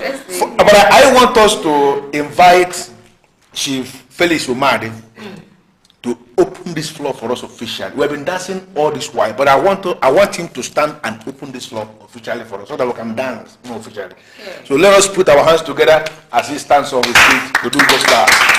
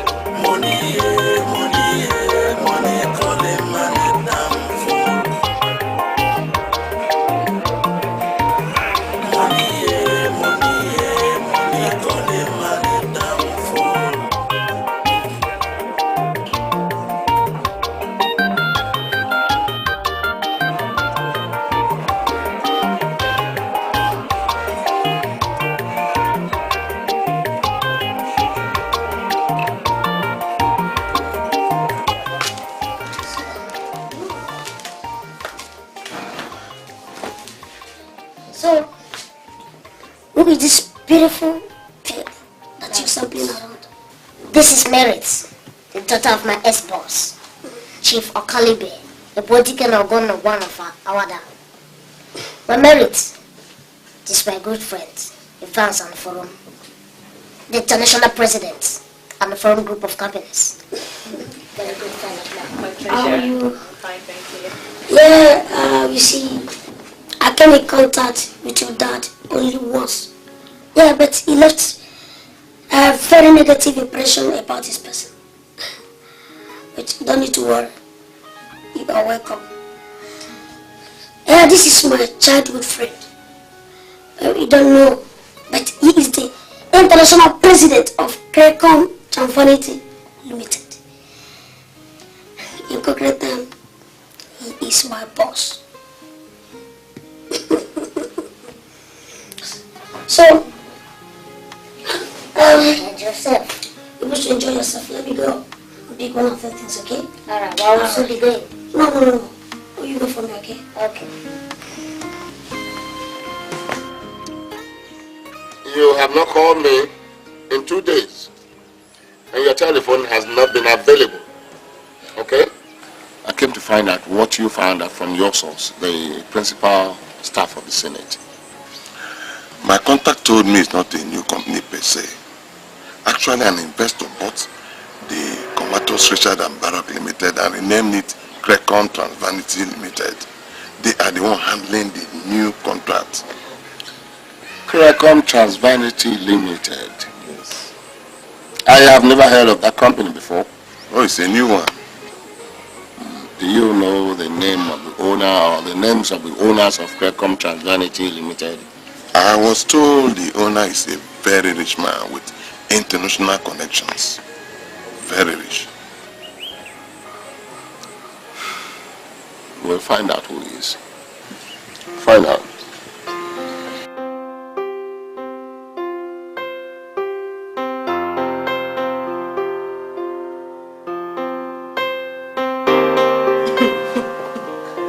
Felix, I don't understand this. I can't just explain. I mean, what is going on here? Merit, you don't need to explain anything. In fact, you don't know what is happening. I know what is happening. The rain is falling. Mary Mezo. And you are benefiting from the rain. Rain? Yes, rain. Oh my God. Do you know, I totally forgot where I was going to. I've never behaved like this in my life. I know you won't understand, Merit. But I don't want you to bother yourself over nothing. Because you have come in contact with the king of the rain makers. And I want you to be happy. Because from today till the end of your life, you will constantly have the feel of a friendly rain in your life.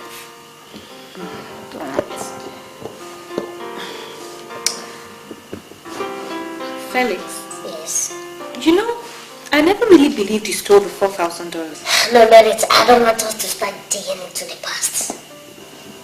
The important thing right now is that the rain is falling. So let us relax and enjoy the later rain, okay? If really this is my palace, my home, you know, I want to get something for you, just for you to, calm down. Okay, yeah. Please, I have to go. No problem, I'll take you home right now. Okay, just get something. Okay, yeah.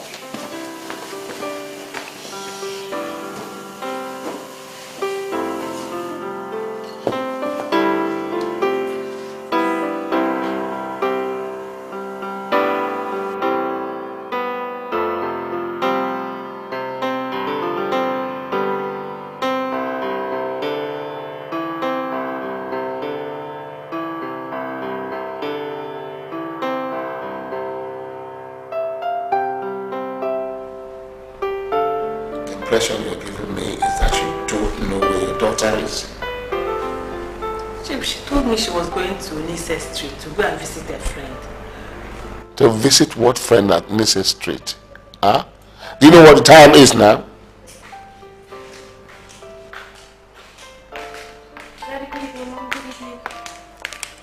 Come back here.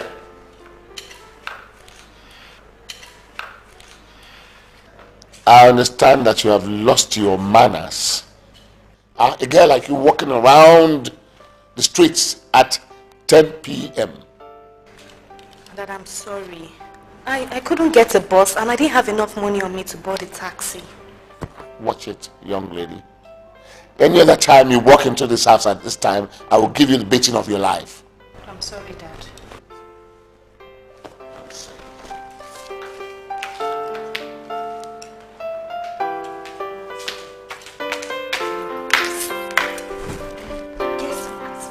You will kill me in this house.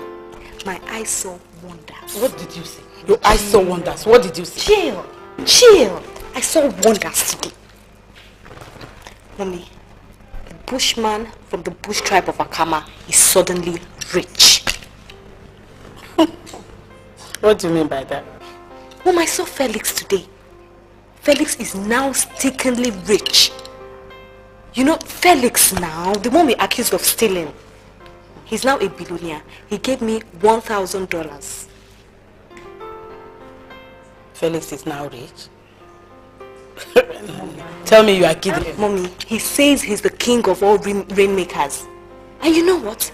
He's the president of an international company. Give me $1,000. Why are you laughing? Oh my God. You think I'm joking? Oh my God. Mommy, I'm not kidding you. Felix, so how is it? Is it tall like that? No, it's not, it's still the same thing. It's still like that, but Mommy forget. It's now very rich. You have seen it. As small as easy what he was wearing, it was looking too thick. Mommy forget to God has blessed us. It's trousers.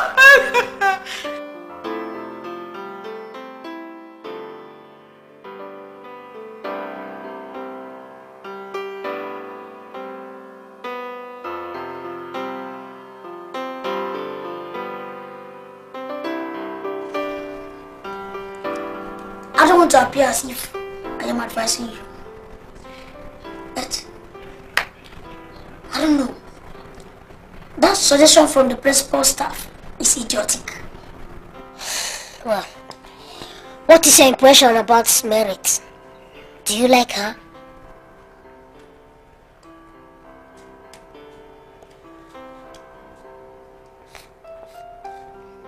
Well, Merit is a beautiful girl, okay? And I love every beautiful thing. Once again, it's beautiful. She appeals to me.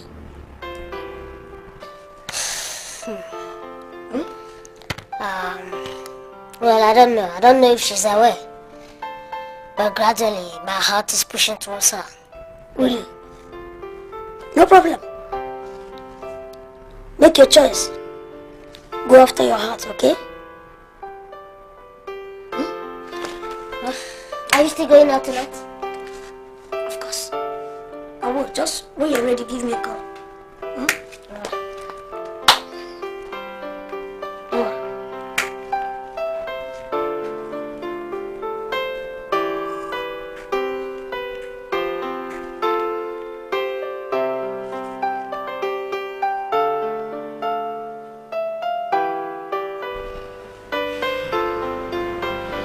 If I say Felix is an actor, that would be ruinous because his physique hardly supports the act. And if I say he is a two, it's also erroneous because he doesn't have the sharp brain to dupe anybody. I really wonder how he made this money you are talking about. Mom, I don't know how Felix made this money, but I can easily say with very much confidence that Felix is now richer than that. Oh, shut up. Shut up. What are you talking about? Do you know the worth of your father? Do you know who your father is? Huh? How can you say a thing like that? I'm sorry. Do you know the worth of your father? I'm sorry, but mommy, pictures don't lie. Look, I was with Felix in his house. I saw everything. This guy has so much evidence of too much money. Do you know what I think? He may have invested with that money he stole from your father, and God bless him. No, Mommy, no. You know, I have this very strong feeling that Felix didn't steal that money. You know, Daddy might have just misplaced the money somewhere. Is that another way of saying that your father fabricated the story? No, Mom, no. But I think Felix is innocent. I strongly believe that. The guy is too much, man. He's raining him too much money. Happy for him anyway. See how it goes.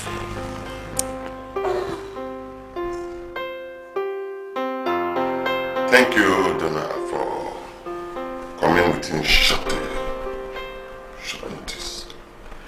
I really appreciate. Isheduru, you don't have to bother yourself. You are a friend of the house, and when you sounded so frantic, I had no option than to rush to this place. So, may I know why you sent for me? Yes, there is a company I'm investigating, and I will appreciate any information you can give me. Isheduru, ever since I resigned from the State Assembly, I have worked under Evans and Forum, the remake of our time. I never took up any assignment or any work in registrar of companies. So why are you asking me about a company? Donald, I know you.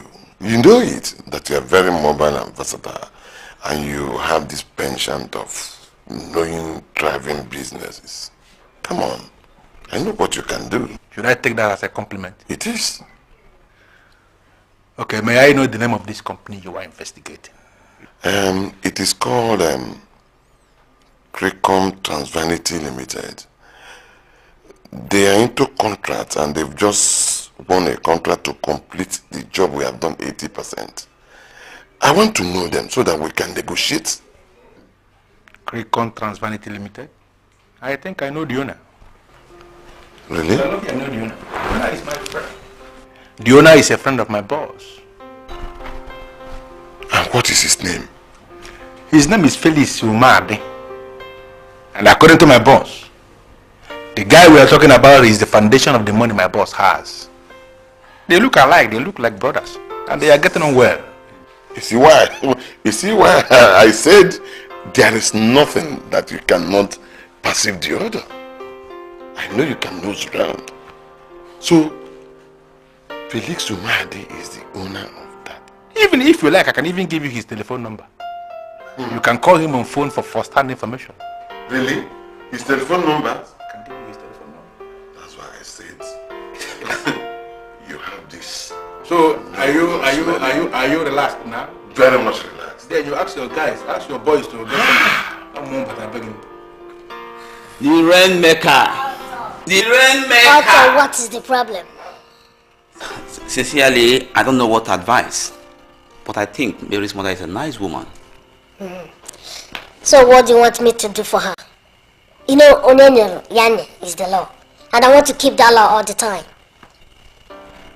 Is it possible for you to buy another car for her? That Akava Benz will kill her one day. Otto, do you know you're a very smart guy? I was just thinking of the same thing. You know, I will change that Mercedes car for her. That car is not a female car. So I will change it for her. I will do that. So, will you buy her a brand new car? It's okay, Otto. Just leave that for me. It's a promise, and I'm going to fulfill it. Just get me my satellite phone. The rainmaker. Otto. The rainmaker. Otto. Onyenyero. Yanye.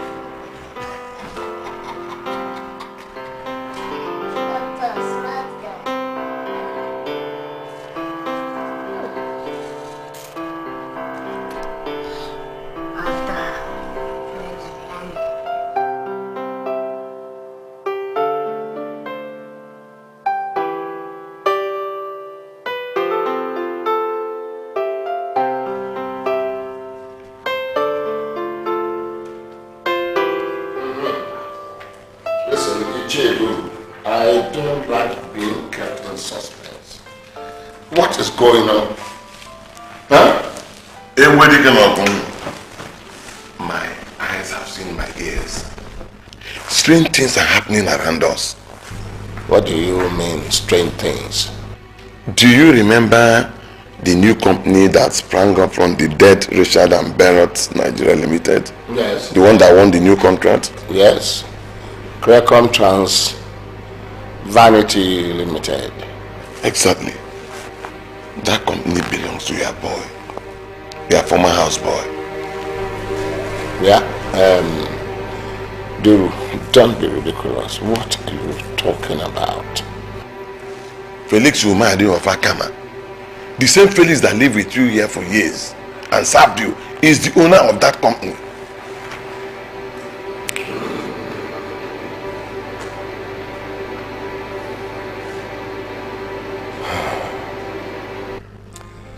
Is this an invasion by cretins? Honestly, it must be first the Anufaram cretin, that midget, sitting in a very big office, and now are you telling me that Felix, who was working with me for so many years, is now the chairman of the construction company? I mean, this is an invasion by cretins. I have not recovered from the shock. You remember my friend, our friend Donald, the manager of Anuforo construction company? He gave me the information. Excuse me. Donald is not my friend, it's your friend. A man who works for a cretin cannot be my friend. We cannot share fellowship. Okay, he's my friend. Yes. This is an invasion by cretins and something has to be done about it. Or are we going to be praying that we now, the civilized people of this world, should be having cretins as children? Is that a prayer? Felix. An invasion by cretins. And if you must ask this, no. And then now encouraging us that we should have cretins. Do you know why I sent for you? No, I don't. You're always saying this thing. What do you even mean by onye nyelu yanye? Merit, I have come to conclusion that your mother's car will kill her one day. What? What do you mean by that? You see, your mother is a nice woman, and she needs a good feminine car. Not that Akaiva Benz your father bought for her. See, I don't know what you're talking about, okay? All I know is that my mother loves her car, and she's okay with it. I know she loves her car. She loves the car because she has not seen something different. I'm buying her a new car. Yeah, this is just for information. You're buying my mother a new car? Exactly. Oh my God. Now I understand. Wait, are you serious about this, Felix? I am serious. Onye is the Lord, that's all. I understand. Although she suddenly became wicked. She was nice initially. See? Well, she was the person that gave me the education I have now, so I will never forget that. Yeah, thank you very much. She'll be so happy to hear this. So the car will be delivered to her. Are you serious? Very, very, very serious. She'll be so happy. I know. That is the law. I'm a giver, that's all.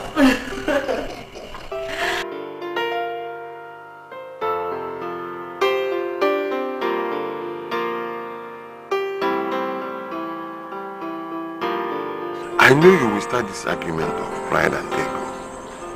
I know you tell me you're a man of great integrity. I know all this.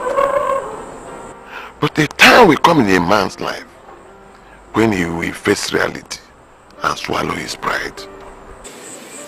Let us go and negotiate with him. Never. I said never. I will never descend to the level of going to negotiate with a little rat who comes from the bush tribe of Akama. It's impossible. Do you understand what we're talking about? I'm talking about a high chief from our order. The Ebwedi Kenoguna Alueme cannot descend to the level of negotiating with Rifraf. I know all this. But what is the relevance of title without money? People hail you and call you Ebwedi Kenoguna because of what they can get from you. When they find out that there is no money attached to that title anymore, they run away from you. Yes, money maketh a man rich. Let us go and negotiate, please. I said never. Do you realize that we're talking about a rat? A little boy who was a servant in my own house for 7 years. You want me to come down to go and begin to negotiate with him? That's impossible. It cannot be done.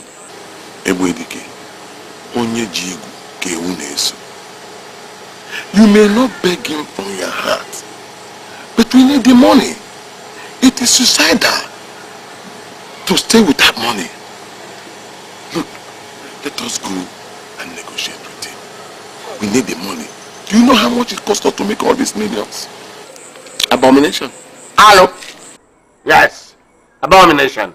What are you talking about? That is sacrilegious. You want me to go and sit down with the rat who should come and beg me? He should come and apologize to me for ever touching money. And you are asking me to go and negotiate with him. You don't know who we're talking about.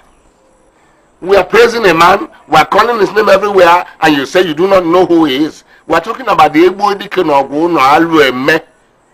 of Awada. To sit down at the table to negotiate with the riffraff? No. It's sacrilegious to do so. Our ancestors will cry in their graves. Yes. You need the money. Oh, money comes and goes. You need these millions. Rain. Yes, rain. Rain.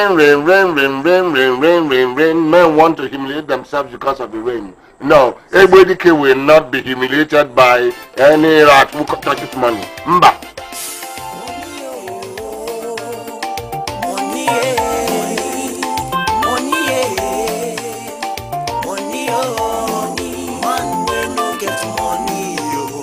Suffer be that man when no get money yo, not die be that. If you not get the money yo, suffer be that. Food hungry you and you not fit the job, die be that. Better wife you not get at all oh, suffer be that. Better motor you not fit to buy yo.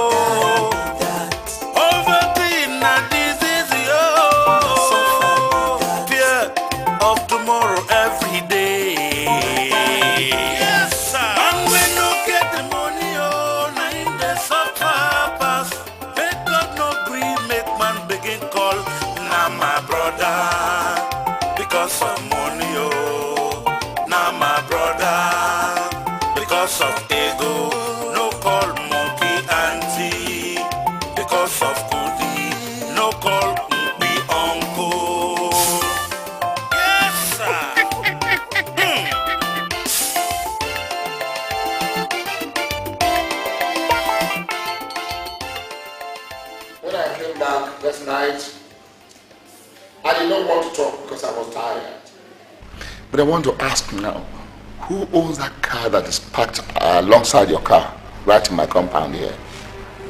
Oh, that? Yes. It belongs to a friend of mine. Who is this your friend? Chief, my car got spoiled yesterday, and she allowed me to come home with her own car. Could you tell me that your car got spoiled yesterday? When I returned, I found your car right next to the new car there. Oh, she allowed me to come back with her car to come and prepare dinner. And later on, her driver brought back my car because she had prepared it. And her driver could not take back her car. Who is this friend of yours? Chief, you don't know her. Do you know all my friends?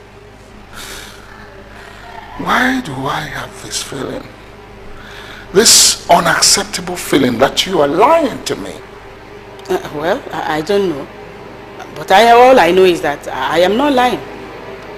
Okay. All right. Now, I want you to take that car and return it to the owner before I come back. Because if I come back and that car is still parked in my compound, I shall set it ablaze.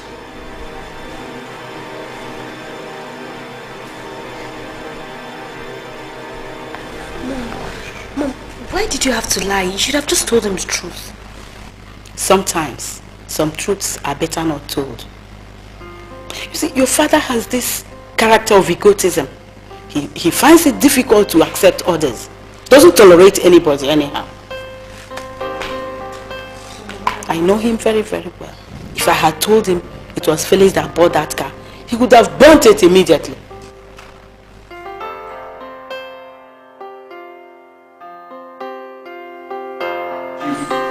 Did your friend tell you the development? What are you talking about? That contract he won, the one he is executing now, has completely shattered the business empire of Chief Barnabas Okalibe. I got this information from the right source. Mr. Donald, you know I drank heavily last night. So don't just stand in my presence and talk in parables. What exactly do you mean? Chief, do you remember that contract that Isheduru brought to you? So a couple of months back. The one I advised against. Is it the one you rejected? Exactly. Yes, I remember. After we rejected that contract, he took the same contract to Chief Barnabas Okalibe, and he invested 300 million naira into that project. And in line with my fear, the then Senate President died and the new one came up and cancelled the project. He said everything was illegal. Then what happened to his money? Of course, they lost the money. They lost everything they invested into the project. And as I'm talking to you now, based on what I heard, Isheduru is trying to meet with your friend for negotiation on the possibility of balancing them what they invested in the project. But Ebwedi Konogono, being a very, very difficult man, is not willing to come for that negotiation. That man is not serious. He's too pompous, and I don't like him for that. But Chief, if nothing is done fast, that man may likely die. Die? Exactly. They are in a perfect business fix, and they have never found themselves in this kind of fix before. I don't know. It's not my headache. I don't know anything about that. Mr. Donald, I think you go to South Africa next tomorrow. Merit, the only problem I have with your father is that he underestimates me. If he could humble himself, I would give him money. My father lost 300 million naira to some company. And since then he has been a tiger. He sees series and series of faults in whatever anybody does. What is the name of this company and what was the nature of the business? I really don't know. I'm not very sure about it. I don't know. Well, I cannot say what he got himself into. But if he can accept me as a free citizen, I will give him 1 billion naira. Yes, if he can accept me and desist from calling me a bushman from the bush tribe of Akama. Of course. Wait, Felix. Are you trying to tell me you have up to 1 billion naira? Oh. So, you're directing me like your father? See, I don't just have 1 billion naira. I have at least 1 billion naira that I can easily dash your father to rejuvenate his dying company. Come on, look at me, I'm a giver. I've been giving people. I'm just a giver. Yes, I can do that. Ebwedike, the problem with you is that you don't know the enormity of the problems we have at hand. Let us go and negotiate with him, he's your boy. Listen to me, Iche Duru. Okay, you go and negotiate with him on behalf of the two of us. You see, I don't understand. Anyway, you don't have any pride, so you won't understand. How can I come down to the level of negotiating with my former houseboy? Don't you understand? Why are you sounding like this? He used to be a houseboy, but today he's a billionaire. So? Look, if I go to negotiate on my behalf, he won't listen to me, because both of us are in this business. You don't understand me, do you? If I, Ebwedike no go no alwe me of Awada, now we go to that little rat from Makama and beg him. Supposing that boy gets it into his head to refuse, where do I hide my face? What do I do? What do I tell my ancestors and the people of Awada that I have done to myself? Humiliation of the highest order, that is what it will be. let us be positive for once. If we go and he refuses, we will beg and beg and beg again. That is the trouble they are in. I will beg a bush boy from the bush tribe of Akama and beg and beg and beg and become a beggar? Is that what you are saying? Hello?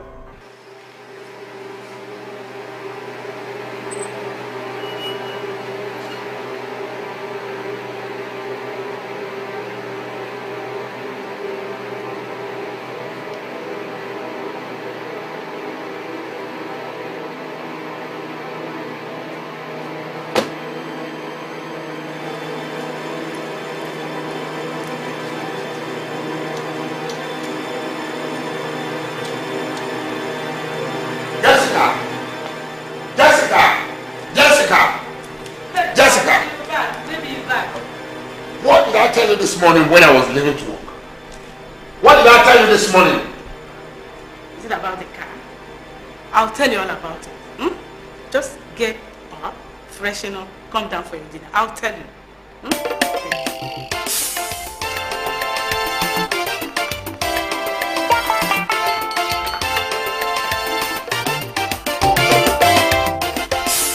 Joyce, you may not like what I'm going to say, but that is the truth. In all this number of years I have worked for Evans and Forum, this bar will remain the cheapest bar I have entered. Before you start, I hope you have not invited me to this miserable bar to begin your now very notorious sermon of asking me to be committed to you. Oh, Mr. Donald, why are you always like this? Sometimes you say disgusting words that make me sick. I am sorry if that is the impression you have. But you see, Evans and Forum is a very benevolent man. And to show that state of benevolence, he has to date many girls. You calm down. I am the one arranging all these girls for him. Omna has everything. The same way I arranged you is the way I arrange others. And do you know one thing? Evans and Forum will always be solving their problems. And that is what we call rent-making. Do you know the law of rent-making? You don't know. Onye nyanye. That is, if you have been given, then you give others. We are talking about a man who has been given and who has been given to other people. The same way he has been solving your problem, that is how he has been solving other people's problems. Onye nyanye, anenye all over the place.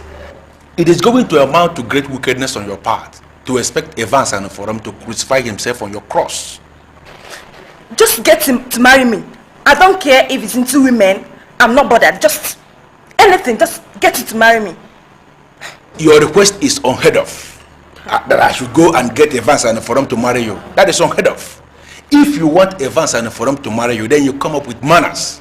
And what could that be? No, you have to invent manners trying to outdo all these girls. So that this man will begin to think about you as a person. Okay? Are you listening to me? You know, you have to be very benevolent with whatever thing you have. He has been giving money and he has been helping people with money. Now, if you know whatever thing that God has deposited in you, you have to use it to get what you want. I don't care. I just want to marry him.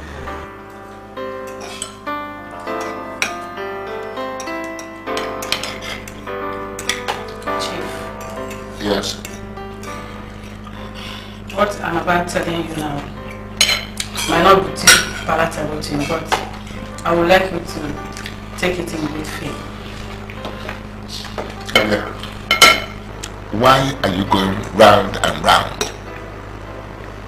I'm asking you, who owns the car that is parked in my compound? Huh?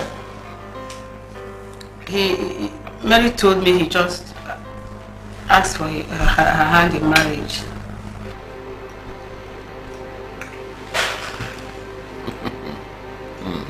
You told me that the owner of the car is a woman.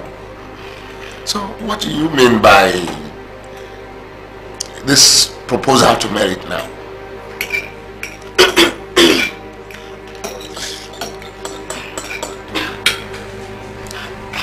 The owner of the car is not a woman, it's a man. He just proposed to marry your daughter. Listen to me, Jessica. Listen to me right now. If you don't tell me who owns that car, you will regret ever knowing me in this life. I swear. Jessica, who owns the car? It's Felix Umadi. Your ex-houseboy. The one you call the bushman from the bush tribe of Akama. He is the one that owns it, and he has proposed to marry your daughter. What? Jessica, how could you? How dare you? Chief, you are taking your hatred for this boy rather too far. He is now a man, for crying out loud, and he has money. Shut up, you dirty mouth. What do you know about money? How could you encourage a riffraff to come near your daughter? Dad. How could you? Dad. Daddy, Felix is not a riffraff. He has excess money. Just this afternoon, he was telling me about how we could release 1 billion naira to you if you ask him. You see what I mean? He has gone to beg that idiot for money. Huh? And you, return that car to the owner, because if I wake up tomorrow morning and see that car there, I'm going to push you in there and set you ablaze with the car.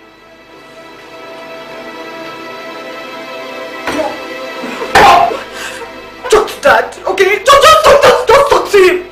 I must marry Felix. I'm pregnant for him. What? What did you just say?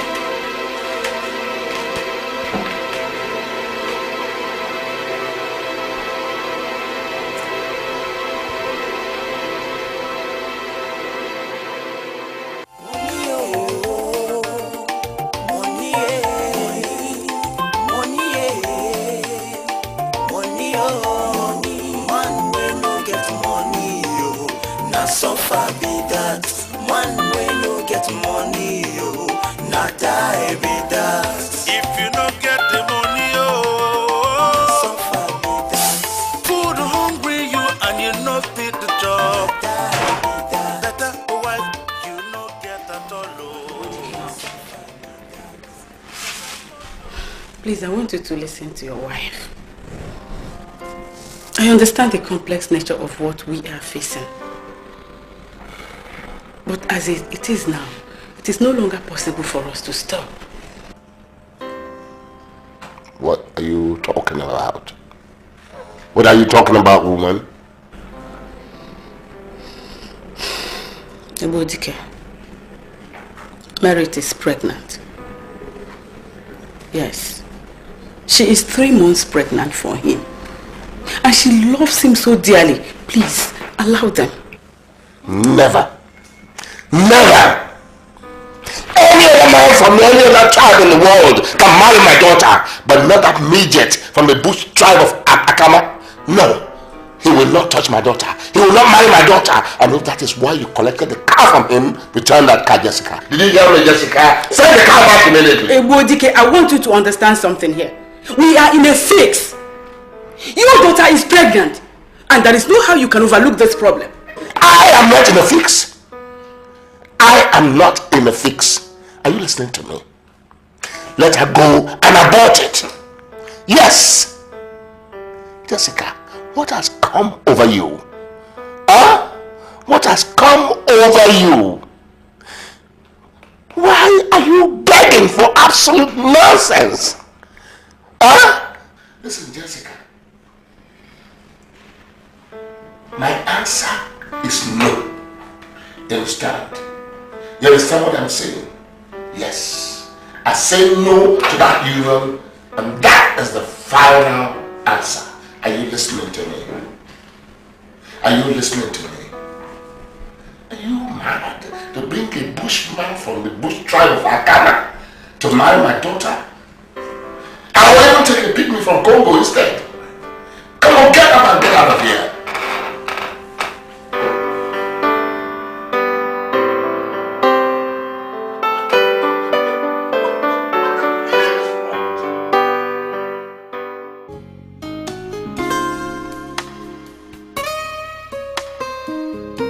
I said, if Chief Okalibe refuses to allow me marry his daughter, what do you suggest?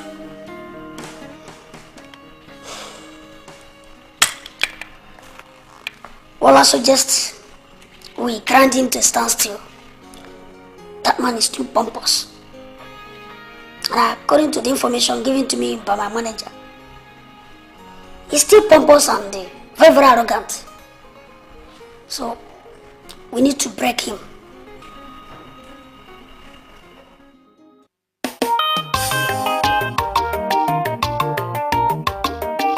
My problem is becoming more complicated by the day, and I wonder why everything is like this. How do I explain this? A bushman from the bush tribe of Akana has put my daughter in the family way, and Icheduru, who should align with me to deal with the riffraff, is even asking me to go and beg. Nah. No. I will never beg, and there's no way I will even sit to negotiate with a houseboy. What's a houseboy? Always a houseboy.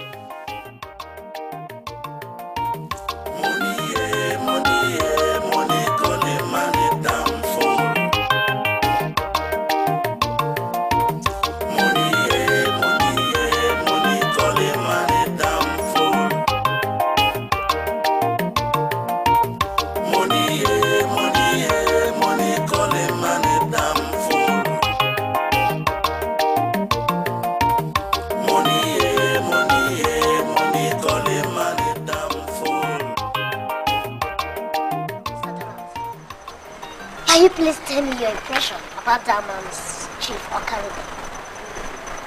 To be very sincere with you, I don't know that man very well. But from the little I know of him, you know, it is valid to say he possesses some egomaniac credentials that tends to make him think he's above everybody. People are generally under the impression that Ibwedike believes he's the most important individual in the world. Oh, the invitation I gave was for him to come. I wanted that man to appear before me, but he refused to come. So did he give any reason why he refused to honor the invitation? Icheduru told me that he refused to come just because he said he cannot sit in a round table with me. That I came from the bush tribe of Akama. I'm a bush boy. So he cannot come. He refused to come. So now that he has refused to honor your invitation, are you still going to cause your liquid to fall on him? No. No, never.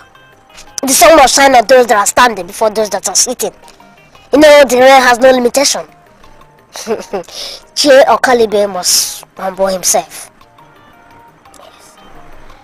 But this time around that the man is speaking so tough, are you telling me that you are going to punish Isheduru for the sins of his friend Okalibe? Do not. You know, I am the king of all the rain makers. We operate with justice and equity.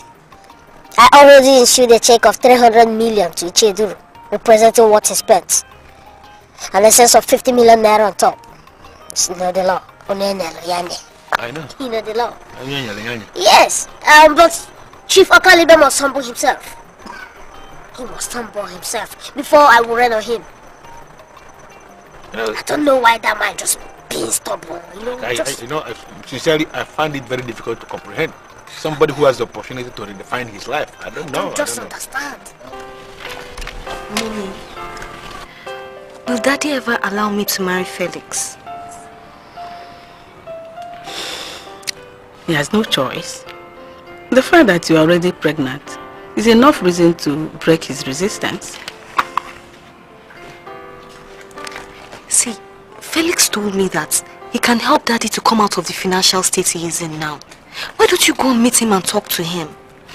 Your dad will never ask anything from anybody. That has been my problem with him ever since we got married. He will never ask anybody for anything. So what are we going to do? What are we going to do? Well, we'll have to pray and hope. But as for that car, I will never return it. Never. Okay, Mommy, What about getting Icheduru to talk to him? Don't you think that would help? Icheduru? Your father said he wants to kill him if you get him. What? Yes, he said he betrayed him or something like that. Your father is such a difficult man. He is.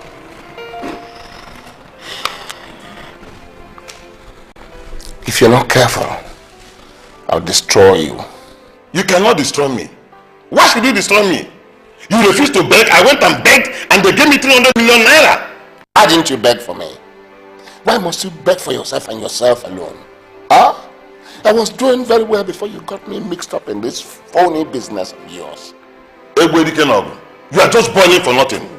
I told him how much you invested and how much I invested. He gave me 50 million naira in excess of what I invested.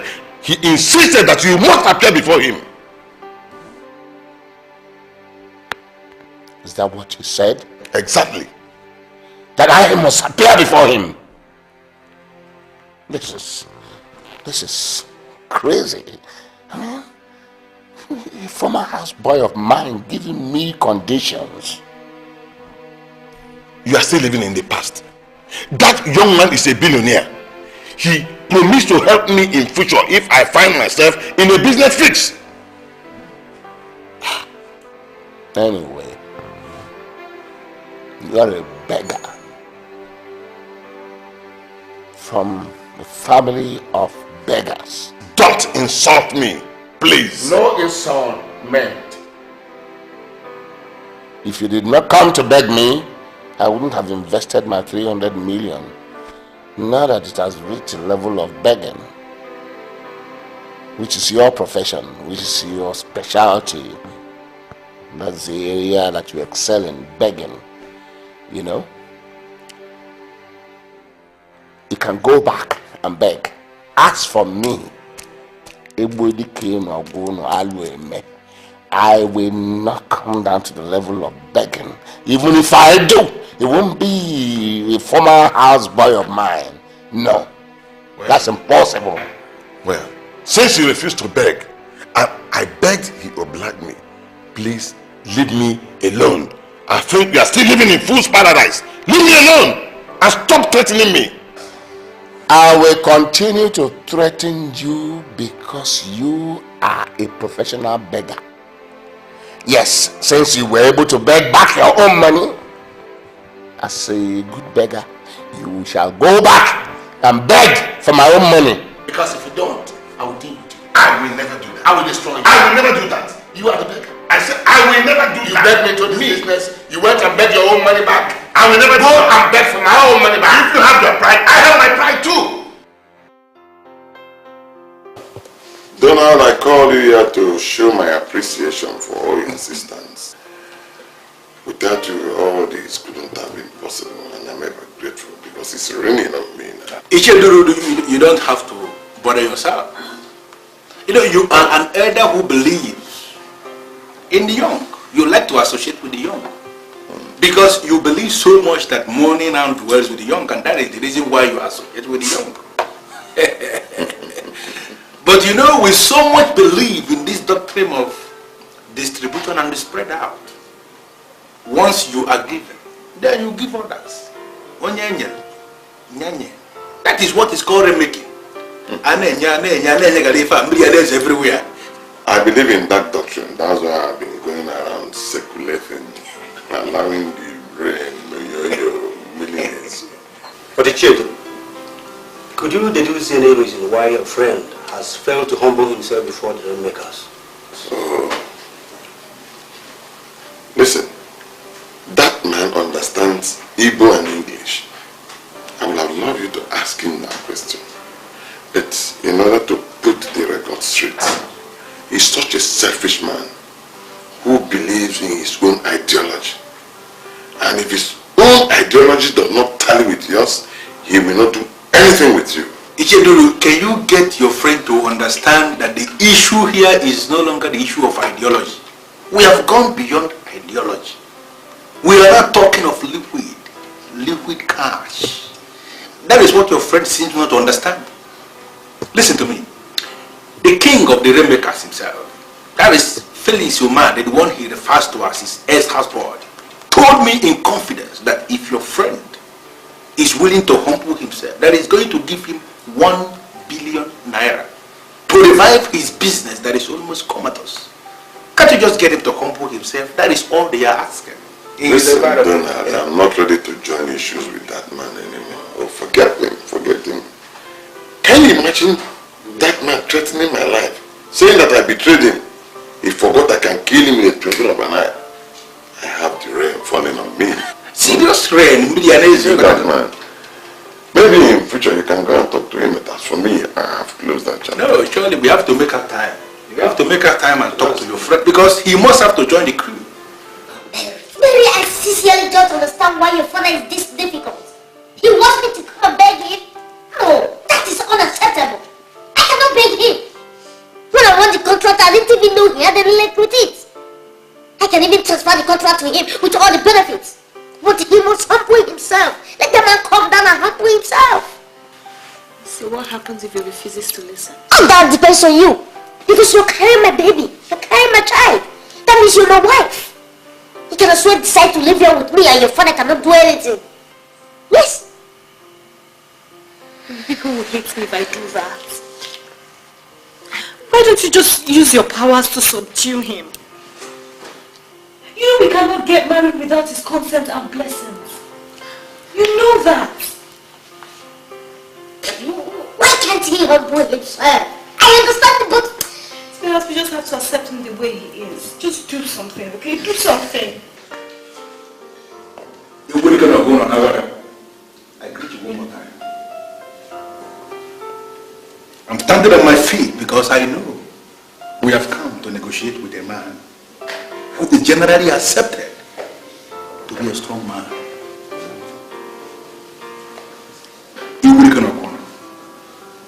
In the international theory of progression, we have what we call, if you cannot beat them, you join them. Yeah, Donald. I don't have all day. State the reason why you are in my house. Chief, I greet you. It is generally accepted that a man without money is a useless man. People use money to prevent rainfall from entering their houses, but no man prevents the rain to fall on his farmland. We have come to ask you to allow rain to fall on your farmland. Millism everywhere.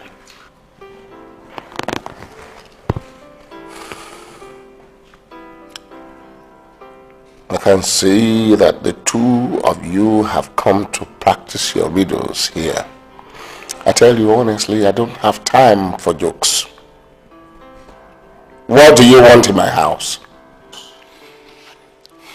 We have not come for riddles.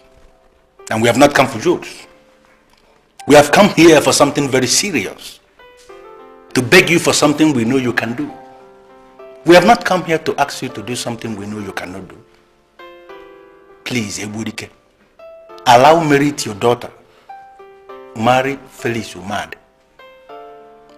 Currently, as I'm talking to you now, he is the king of rainmakers. If you allow that marriage to take place, Miri Gizusagi. I hope you are aware that the young man you're talking about was once a servant in this house. How do you think that can be possible? Chief, it is possible. It is just that you have not approved of it. Approve of it today, and it can start happening tomorrow. Media videos are everywhere, all over the place. Impossible. Impossible. And if you went to a native doctor and put jam in your mouth before you came here, please go back to your source and tell them that I disagree. A bushman from Akama cannot come here now and marry a princess from Awada. It's impossible. I want to stand on my feet one more time to address this issue, because it seems you are not getting what we are saying. You have to allow this marriage to take place so that the rain can fall, so that the heavens can cave in. Mirrors are everywhere. A man that is standing free at the bank of a river, that man cannot afford to wash his hand with saliva. You are standing very close to too much money. Just allow this marriage to take place. Marriages are everywhere. Impossible. You people are not in control of money. Yes, I mean those little men you are talking. No, we are not. Two of us are not in control. But we are talking of the rainmakers themselves. Those little men, they're temporary.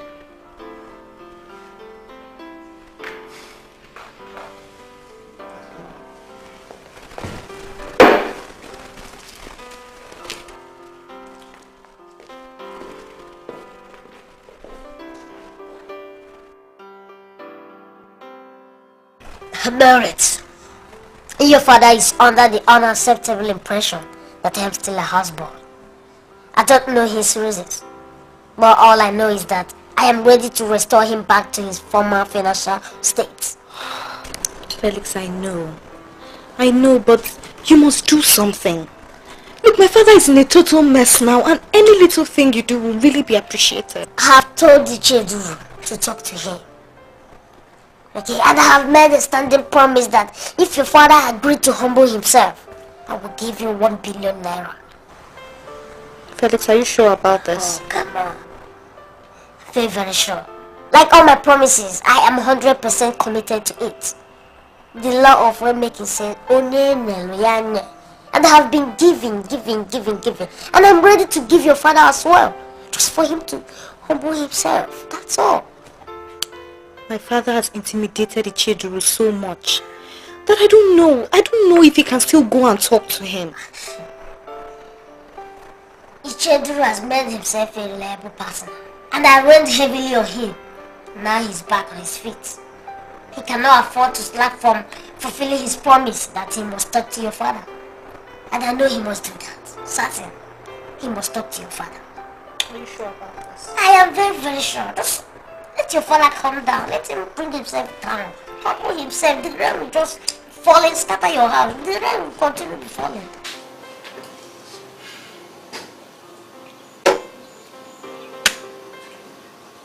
Chief, everybody can go now. I welcome you once again. I invited you to my house because of the problem you're having with my bosom friend, who you still insist is your husband. Yes. Yes, he is. Chief, as a matter of fact, I want us to resolve this matter because you know your daughter is pregnant for you. I have ordered that unwanted pregnancy be removed. Yes, abortion immediately. Now, if your friend thinks that he can tie me down with the pregnancy, tell him that I say he is wrong. But Chief, it will be wrong to abort that pregnancy. Because I personally don't believe in abortion. Chief, you never can tell when a king is conceived. Is that enough ground for your friend to put my daughter in the family with? Huh? You know what we're talking about here? You know who is involved? The princess. The princess of our kingdom. I know. But Chief, I want you to look into the big picture. That person you call your house Paul, that person you call riffraff, has the capacity, the capability to rejuvenate your own business.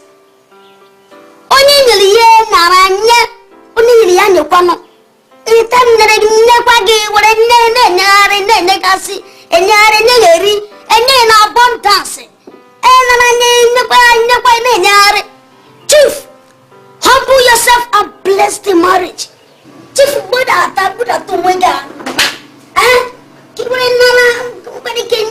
distribute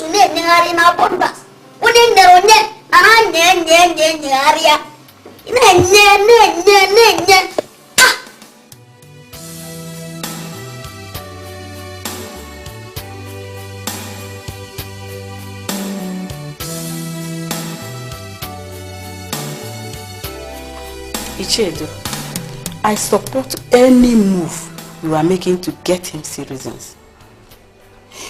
egomaniac qualities have cost us a whole lot in our 24 years of marriage, and he's not even willing to change.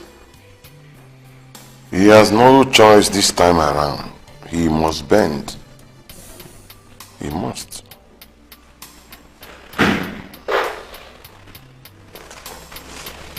Chief, you're welcome. How are you? I'm fine. Excuse me.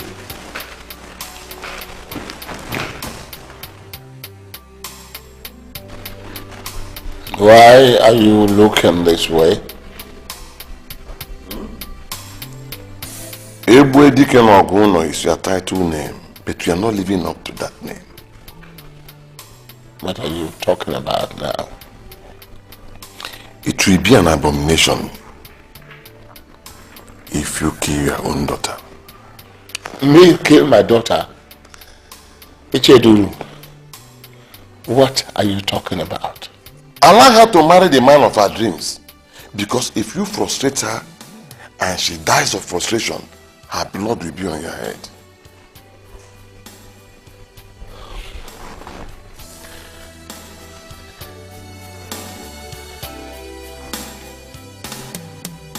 You are interpreting this matter in a different way now, and I don't like that. I don't like it at all. Then go and do what you must do. Because the rain that is going to rain on you, I mean this particular rain, you have never seen it before. Why are you people, why are they describing money as rain? You have also joined them. This rain. If it rains too much, it will cause flood. And when it causes flood, what happens? It carries you away. That's what it does. We are talking about liquid cash. It's running on me. You can see it. Serious rain.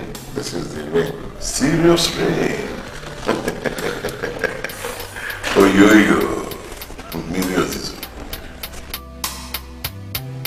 I greet you, gentlemen. Yes. I am Sir Barnabas Okalibe, the Ebwedike Noguno Alueme, one of Awada, a king in the waiting.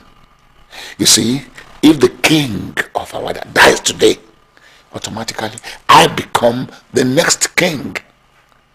Yes. Nkonye Chili, Yazelu. I want to correct one impression here and now. That impression has lasted this long because I never bothered to refute it. I am not an arrogant person and I don't thrive in pomposity. No. However, I am a titled man and at all times I do my best to uphold the traditions of my people. But you people have insisted that I should come and beg. Even when you know that it is wrong, I am here to beg.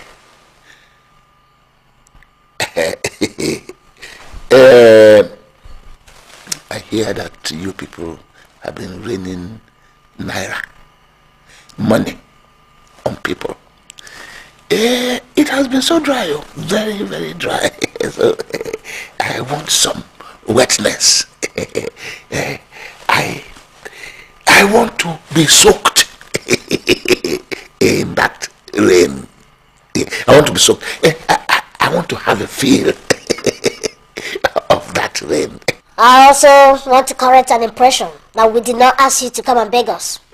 Who are we to say that? We just want you to accept us as part of one united world. Huh? Yes, because their discrimination has become unacceptable. And we want it to stop. I am sorry about that discrimination. It has stopped.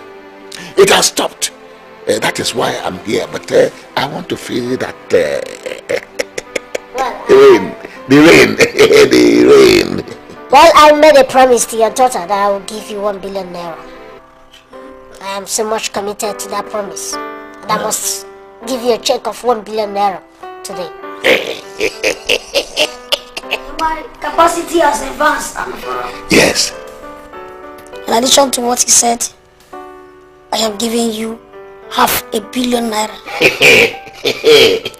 In appreciation for your long-awaited humility. To cushion the dryness, eh?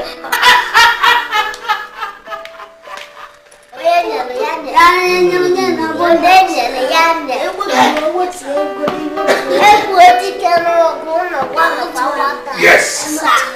Relax so that the rain will start. To go down. Chief, everybody cannot go now. Yes. Not to rock you one, not to. Not to.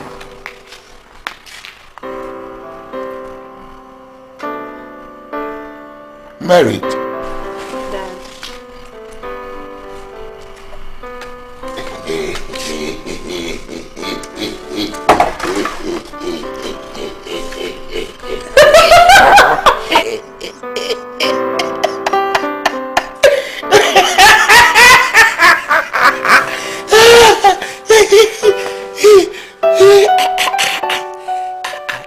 Are you soaked in the rain?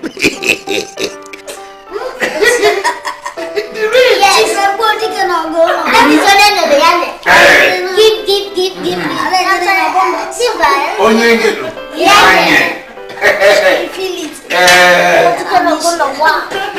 Welcome to my palace once again. Welcome, sir.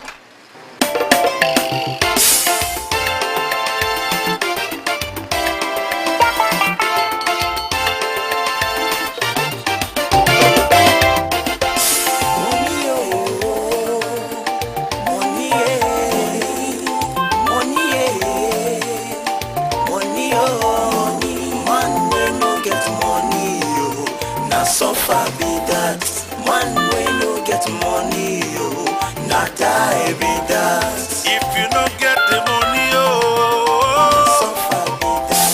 Food hungry you and you not fit the job. Die be that. Better wife you not get at all. Suffer be that.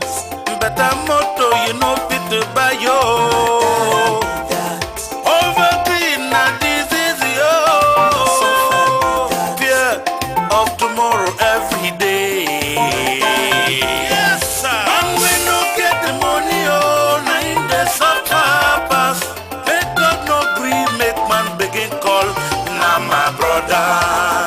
Because of money, now my brother. Because of ego, no call monkey auntie. Because of goodie, no call be uncle. Yes, sir.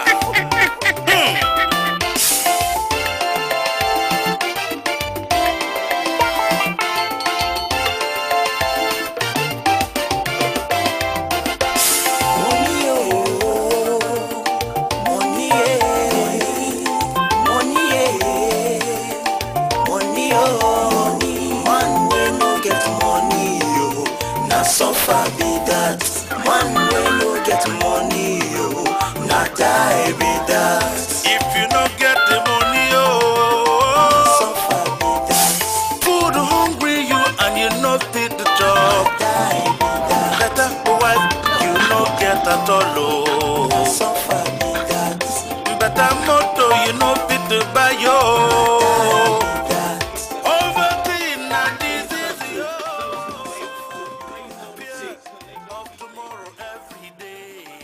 Yeah, hello. Yeah, Mr. Clark. Yeah, Mr. Clark, today is my wedding day. No, tell him he's supposed to know. Yeah, you pass speaking to you, okay? Of course, let him know that onion and yen. Exactly. And then you're in our bond dance. He said onion. You understand? That's the law. Oh, that is it. Okay. Alright, take care of yourself.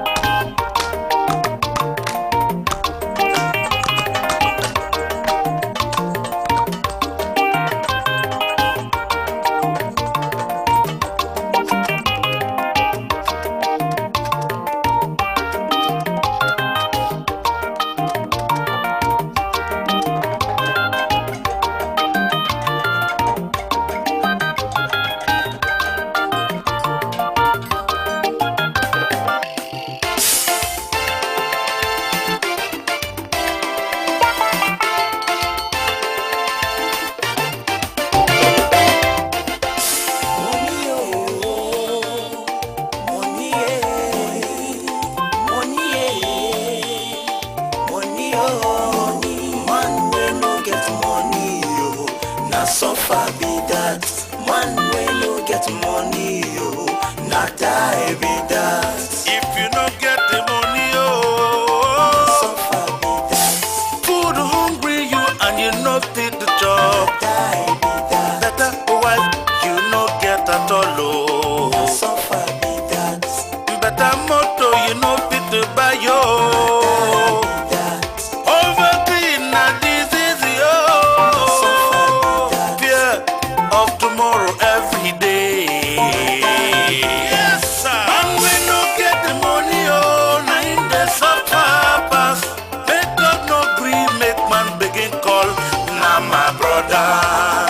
Because of money, oh, now my brother. Because of ego, no call monkey auntie. Because of goodie, no call me uncle. Yes, sir.